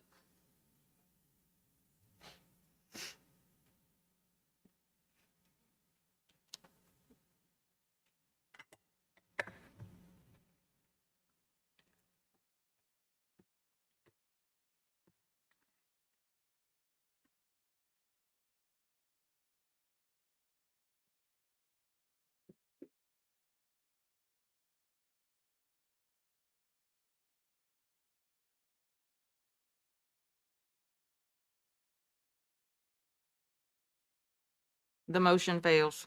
The motion fails. We are now on the main motion, which is to approve the item. A vote yes is to approve the item. A vote no is to not approve the item. Madam Secretary, please conduct the vote. Please vote. Right. Point of order first. Sure. Will we finish with we went on the main motion, we went to, Main motion, the substitute motion was not made until we came back from the public. okay. And I have it recorded here. I put substitute on those cards and main on the other one. Does that, because I had some technical questions, does that technically mean, I know we came back to but I had questions that I wanted to ask before the substitute motion came up? Substitute motion, I had called the vote on the substitute motion. Substitute motion's gone. What I'm saying is on the main motion, board, public, board, and in the midst of the board comment, she made my colleague. I don't have a problem with going back, and if you feel like you want to do it, I had called for the vote. And It's up. And it's really just relevant to how it's going to impact, assuming it passes. Because it came up, but I don't know that people are clear. Magnet application. Yeah, I just need counsel to tell me what. I'm sorry, let me Yeah, be quiet. it's at the leisure of the chair. I believe we were about to take the vote on the main motion. We had completed comments, but if you would like to allow a question, I think she has a I question don't have a on the main problem with motion. it. Yeah, I don't have a problem. I certainly don't want to inhibit anybody's ability. I just went to the main motion because there were no requests to speak. Well, I mean, it had gone a good while, so. Yeah, I agree. Okay, so I just want to make sure that it's clear. Can I do one Oh. technical thing first? Can you clear that? Okay. Okay, All right, I'm sorry. Go ahead. No, yes. Vice President Collins. thank you. I appreciate that. It didn't appear clear to me whether or not, because the applications have already started for this magnet period, how is that going to be handled? Because this decision is happening in the middle of the magnet application period. And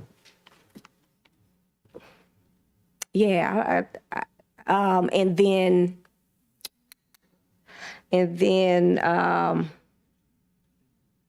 you have somebody that can answer Yeah, it? she wants to. I know Ms. Porter isn't here. They're in the middle of magnet application. How does passing this impact that? I mean, do those families, those 44 families get Well, additional time or?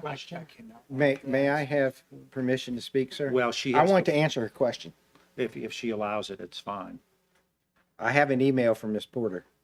Oh, okay. If it's in the email, because no disrespect to you, but we both board colleagues. Yes. But if a decision has been made, then please share. This is an email I received from Ms. Porter on Monday because I asked that question. Okay. And it says, yes, the change will be in effect for the upcoming school year. That is the application period. So the application period we're going in now for the 2022-23 school year, this change would be in effect. Would the superintendent feel comfortable answering whether or not because it's only how many weeks left in the application period?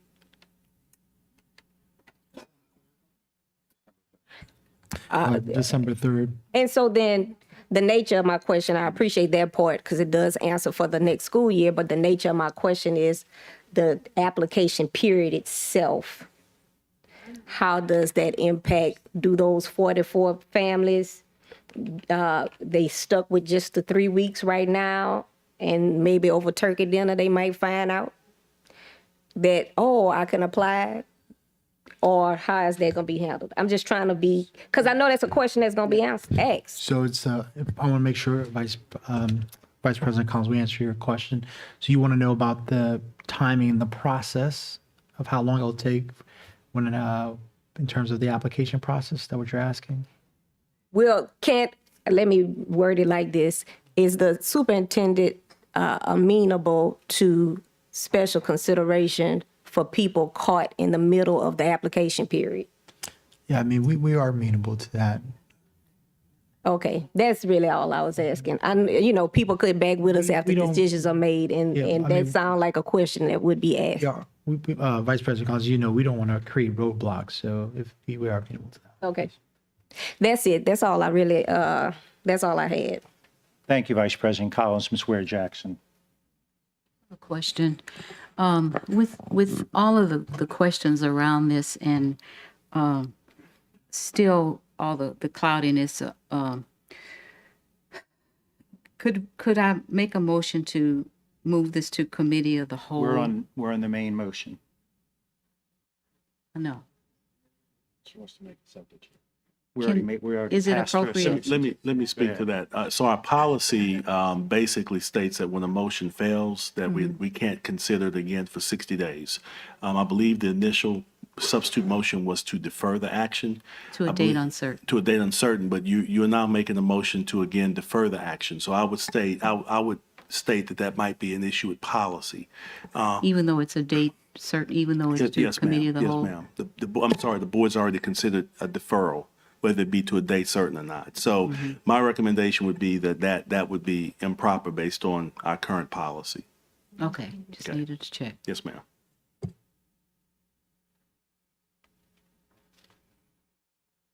Okay, we are back on the main motion. Let's try again, Madam Secretary. Please call the vote. Please vote. Yeah, I'm sorry. A vote yes is to approve the item. A vote no is to not approve the item.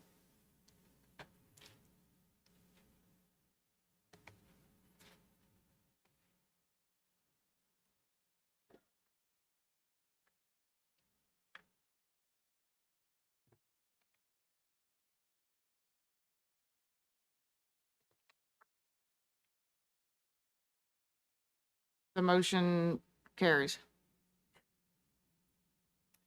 We move now to I-1, Council of Great City Schools Exceptional Student Services Report from the Council of Great City Schools. Dr. Narcisse, would you like to lead the conversation? Yes, thank you, President Tapman. As many of you know, being a part of the council, we have been working through with the council to audit many of our departments for more efficiency.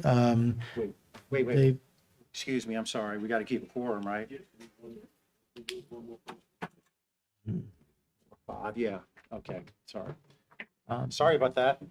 So we started off with our human resource department where we made adjustments as we talked through, as we continue work towards efficiency.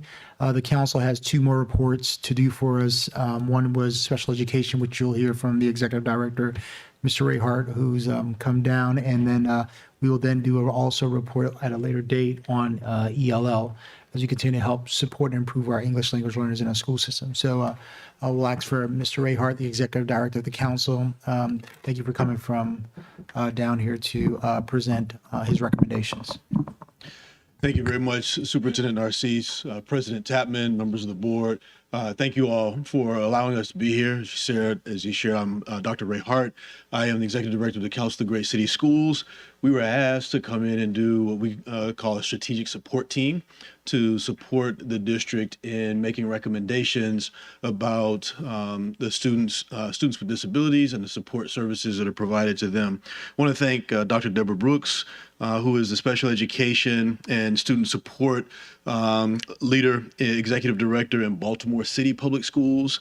As well, I want to thank Sue Gam, who is the former Chief of Specialized Services in Chicago Public Schools, Julie Wright Halbert, who is our Legislative Counsel, myself, and Keisha Sarfo, who is the council's research director, for their support with this report.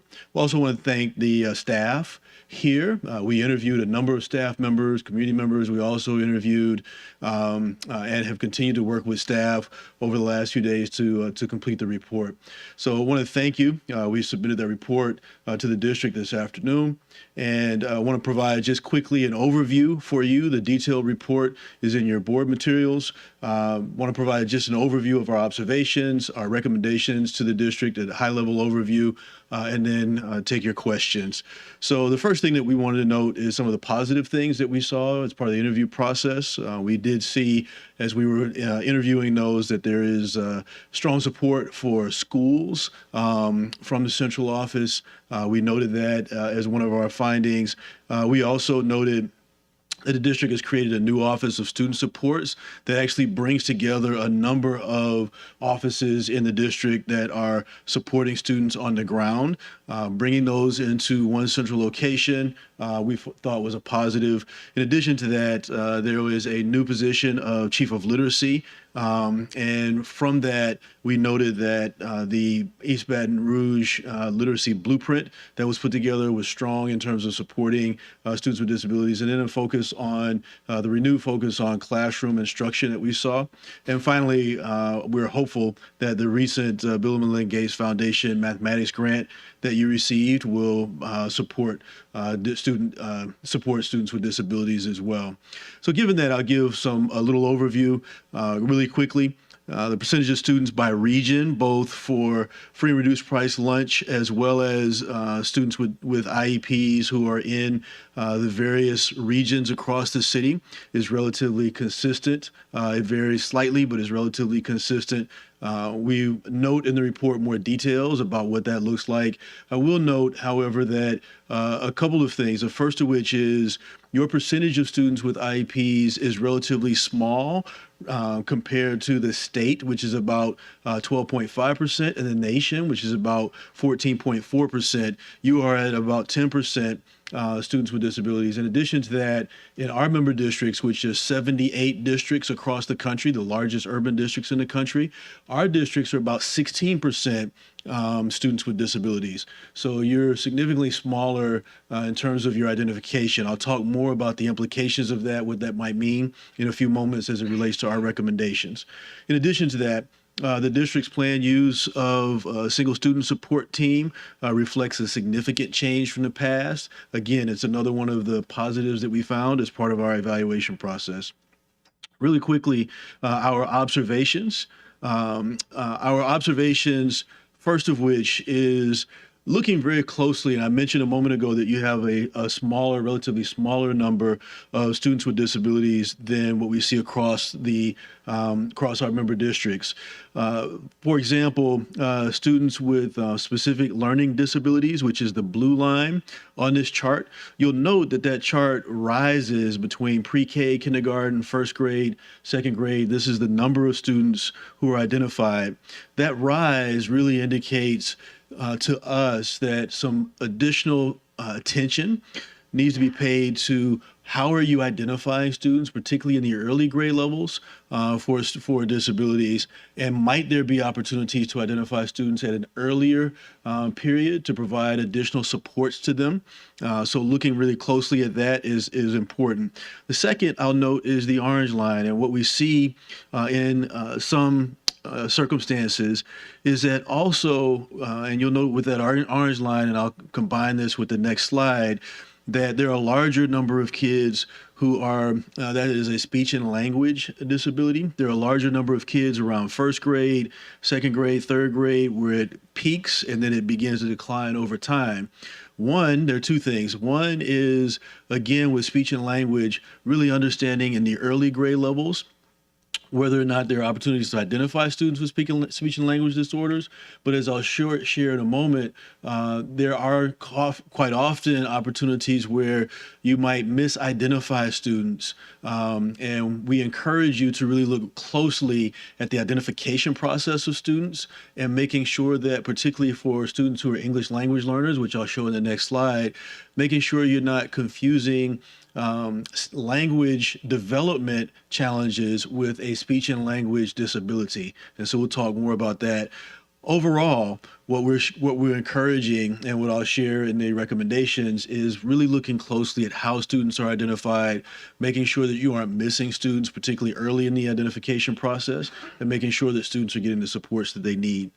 This is a slide where I'll share more about the speech and language disorder specifically. In the handbook, The handbook talks about addressing the specific, and this is your Students with Disabilities handbook that's provided by the district. But in that handbook, you talk about the assessment and evaluation of English language learners, making sure that, and I'll use dyslexia as an example. One of the things that's required is dyslexia screener. But the dyslexia screeners actually are developed for students who have English as their native language. So if you provide a dyslexia screener to a student where English is expected as a native language, there might be a flag that that student has dyslexia if that student actually is not a native English speaker. And so really understanding what the assessments look like, making sure you're paying attention to that as part of the evaluation process or some of the recommendations that we've made to the district. In addition to that, you'll see the percentage of ELLs with IEPs. ELLs is English language learners. You'll note that that is the blue area in this chart. That blue area increases simultaneously with the speech and language disorder that I showed on the previous graph. It increases around second grade, third grade, it gets higher.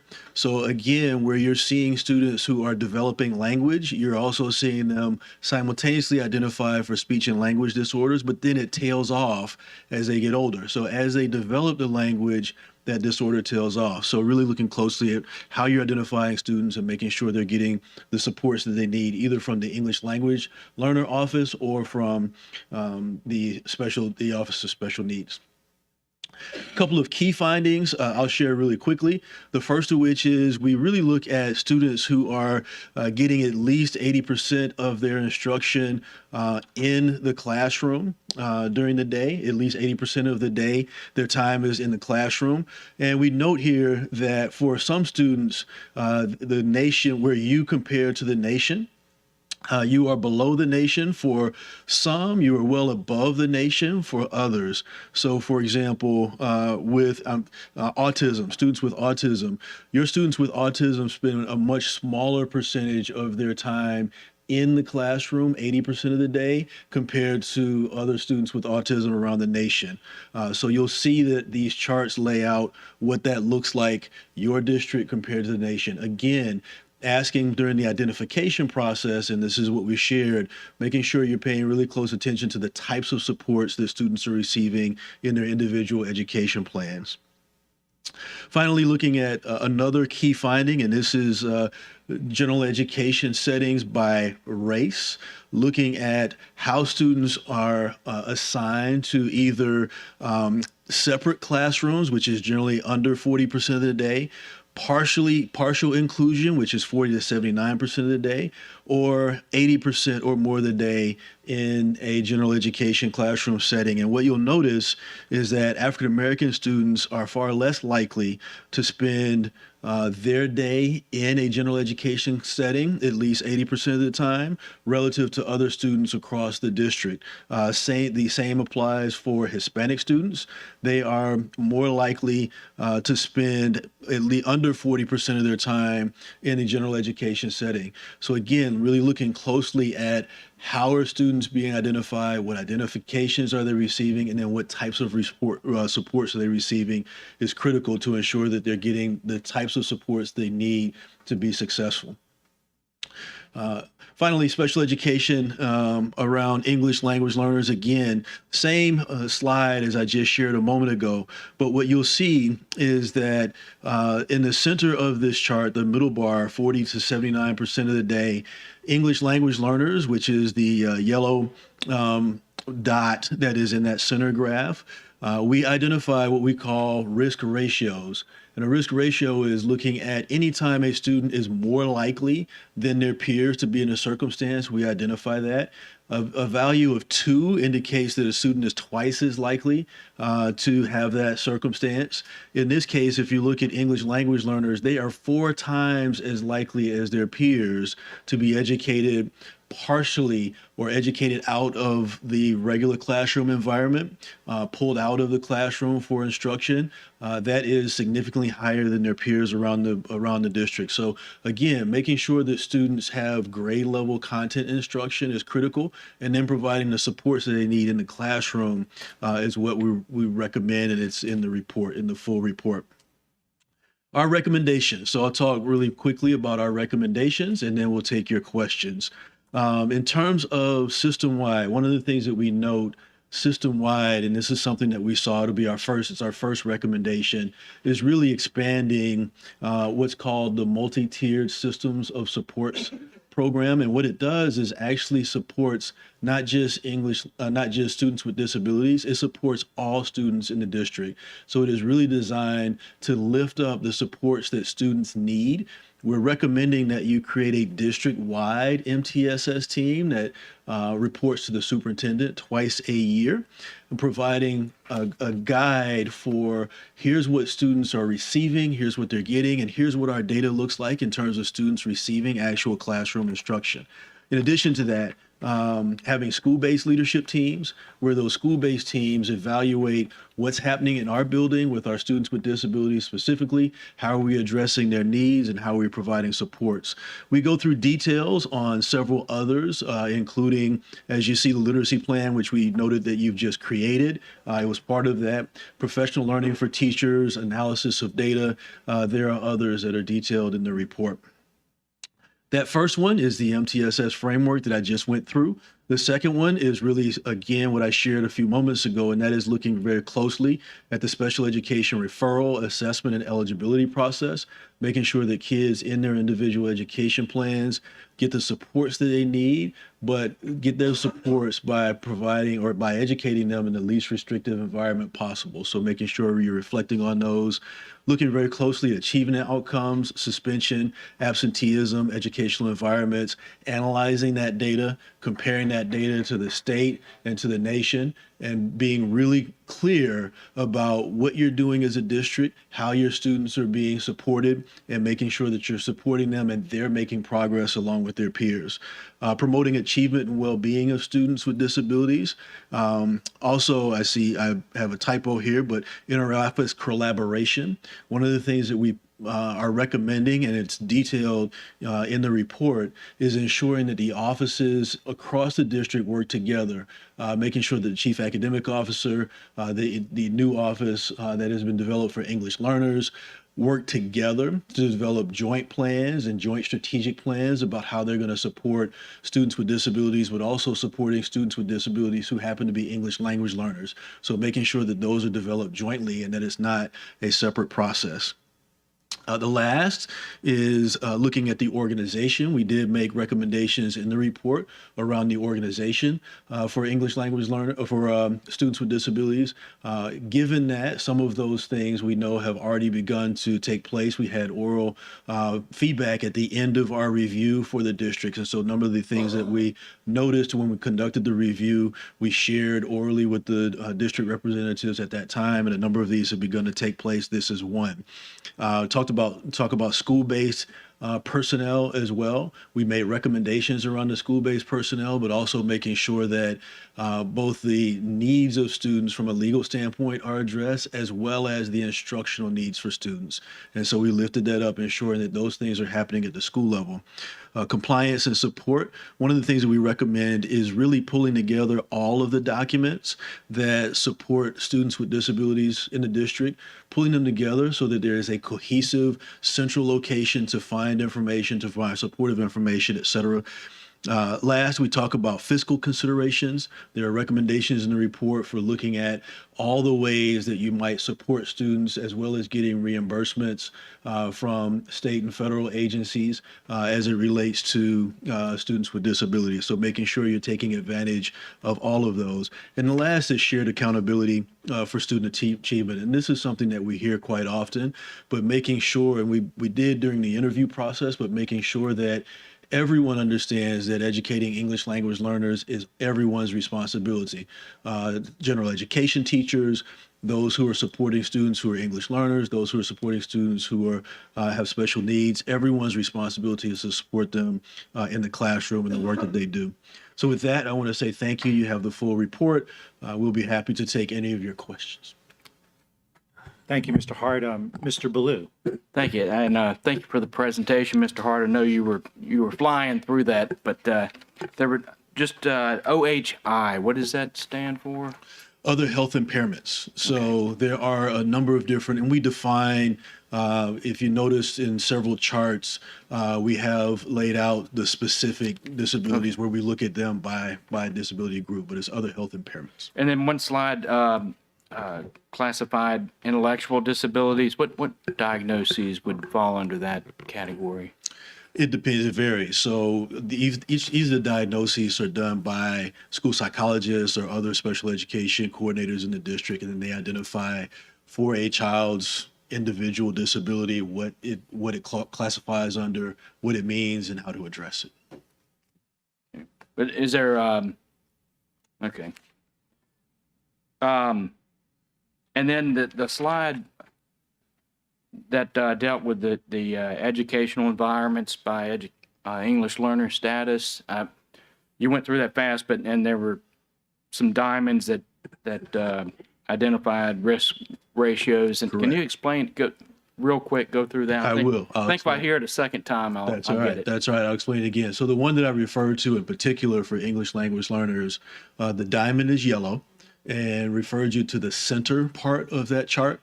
So that center 2-bar area, you notice that the diamond is is a little higher, and the figure or the number that's associated with that, I think it was 4.07. I don't have it on the screen. Somebody just pulled it up.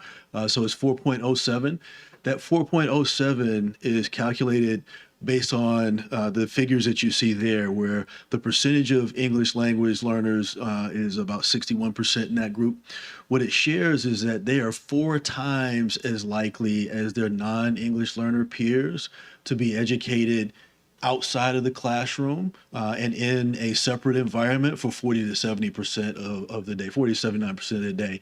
4 times as likely means that they're much more likely to be out of the classroom for extended periods of time. Students out of the classroom are generally missing grade level instruction. And so what's happening is students are pulled out, they miss instruction either in mathematics, reading, English language arts, science, social studies for additional support services, but they miss that instruction. And so one of the things that we look for is how often are students missing that instruction, and can you get students back into the classroom environment so they don't miss that instruction, but you bring in supports for them to avail themselves of the instruction that's going on with scaffolds. All right, thank. I did get it that second time, so I appreciate it. Thank you. Thank you, Mr. Ballou. Vice President Collins.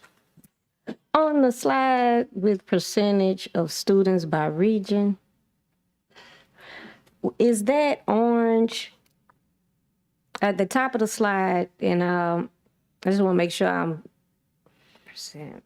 The green bar is the percentage of students who are free and reduced price lunch, and the orange bars are the percentage of students who are have disabilities. And there are 2 different, to lump everything into one chart, there's a scale on the right and a scale on the left. The one on the left is for students with individual education plans. The one on the right is for students who are free and reduced price lunch.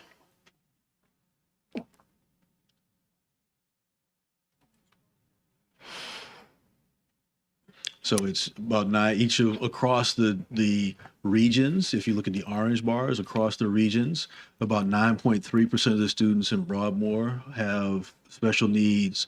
Your charter schools have about 12.7% of their students who have special needs. Highland is 8.3%, et cetera.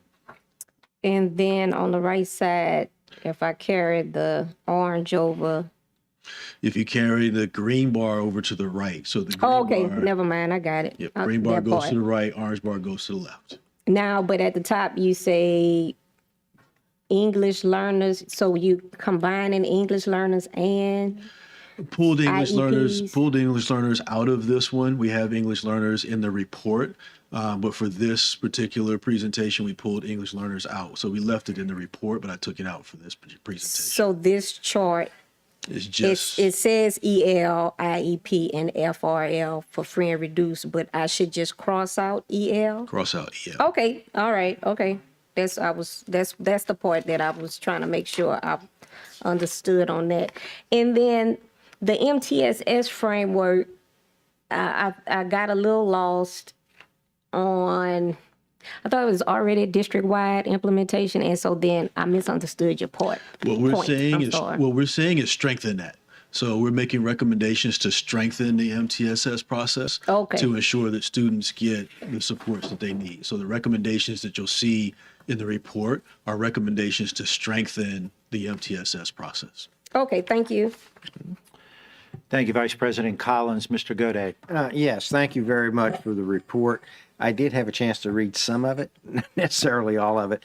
One area that I didn't see much in the results, but it's addressed a little bit more in the report, is around pupil appraisal, and particularly where we don't have many kids in the lower grades. And I've heard constantly that we have a backlog of pupil appraisal. Can you expound on that just a little bit?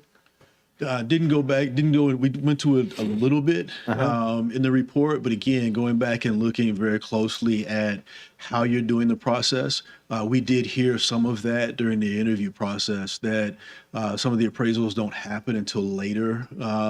There's also, if I'm not mistaken, kind of a grade level point at which a number of appraisals are done, and they're done as a kind of a targeted point.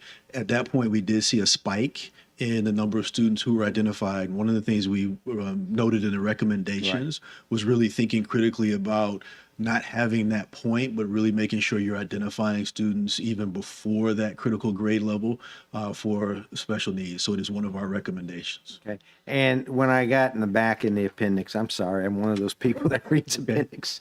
I guess in looking at the organizational structure, I guess two things jumped out at me. One of them is to align by region, which I think that's a very wise thing to do.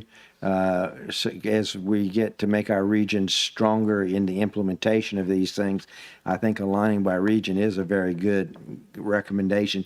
And I guess, when we get all of these reports, I always worry about what's the financial impact. But from reading this, basically, you're only recommending 3 people. I think as we might need to be able to do this. And so I think that's very good. We can just move some things around and get some things done, but we're not talking about a major hiring spree or anything like that. We just need to do what we're doing, but do it better in a more coordinated fashion. Yes. That's the short Reader's Digest version. That's a short Reader's Digest version. And we try to remain as close to budget neutral as possible, not always, depending on what happens in the school system. So sometimes we do recommend adding additional positions, but we try to remain budget neutral. Secondly, to your point about regions, there are a number of support staff who are crossing regions, and we really recommend cleaning that up. Right. Thank you very much. It's a very good report. Thank you. Thank you, Mr. Gode. That clears the board. Thank you, Mr. Hart, for your presentation. We appreciate you. Thanks for Thank you very much thank for you your for being here. We now move to item J1, announcement of meetings. Ms. Dyson.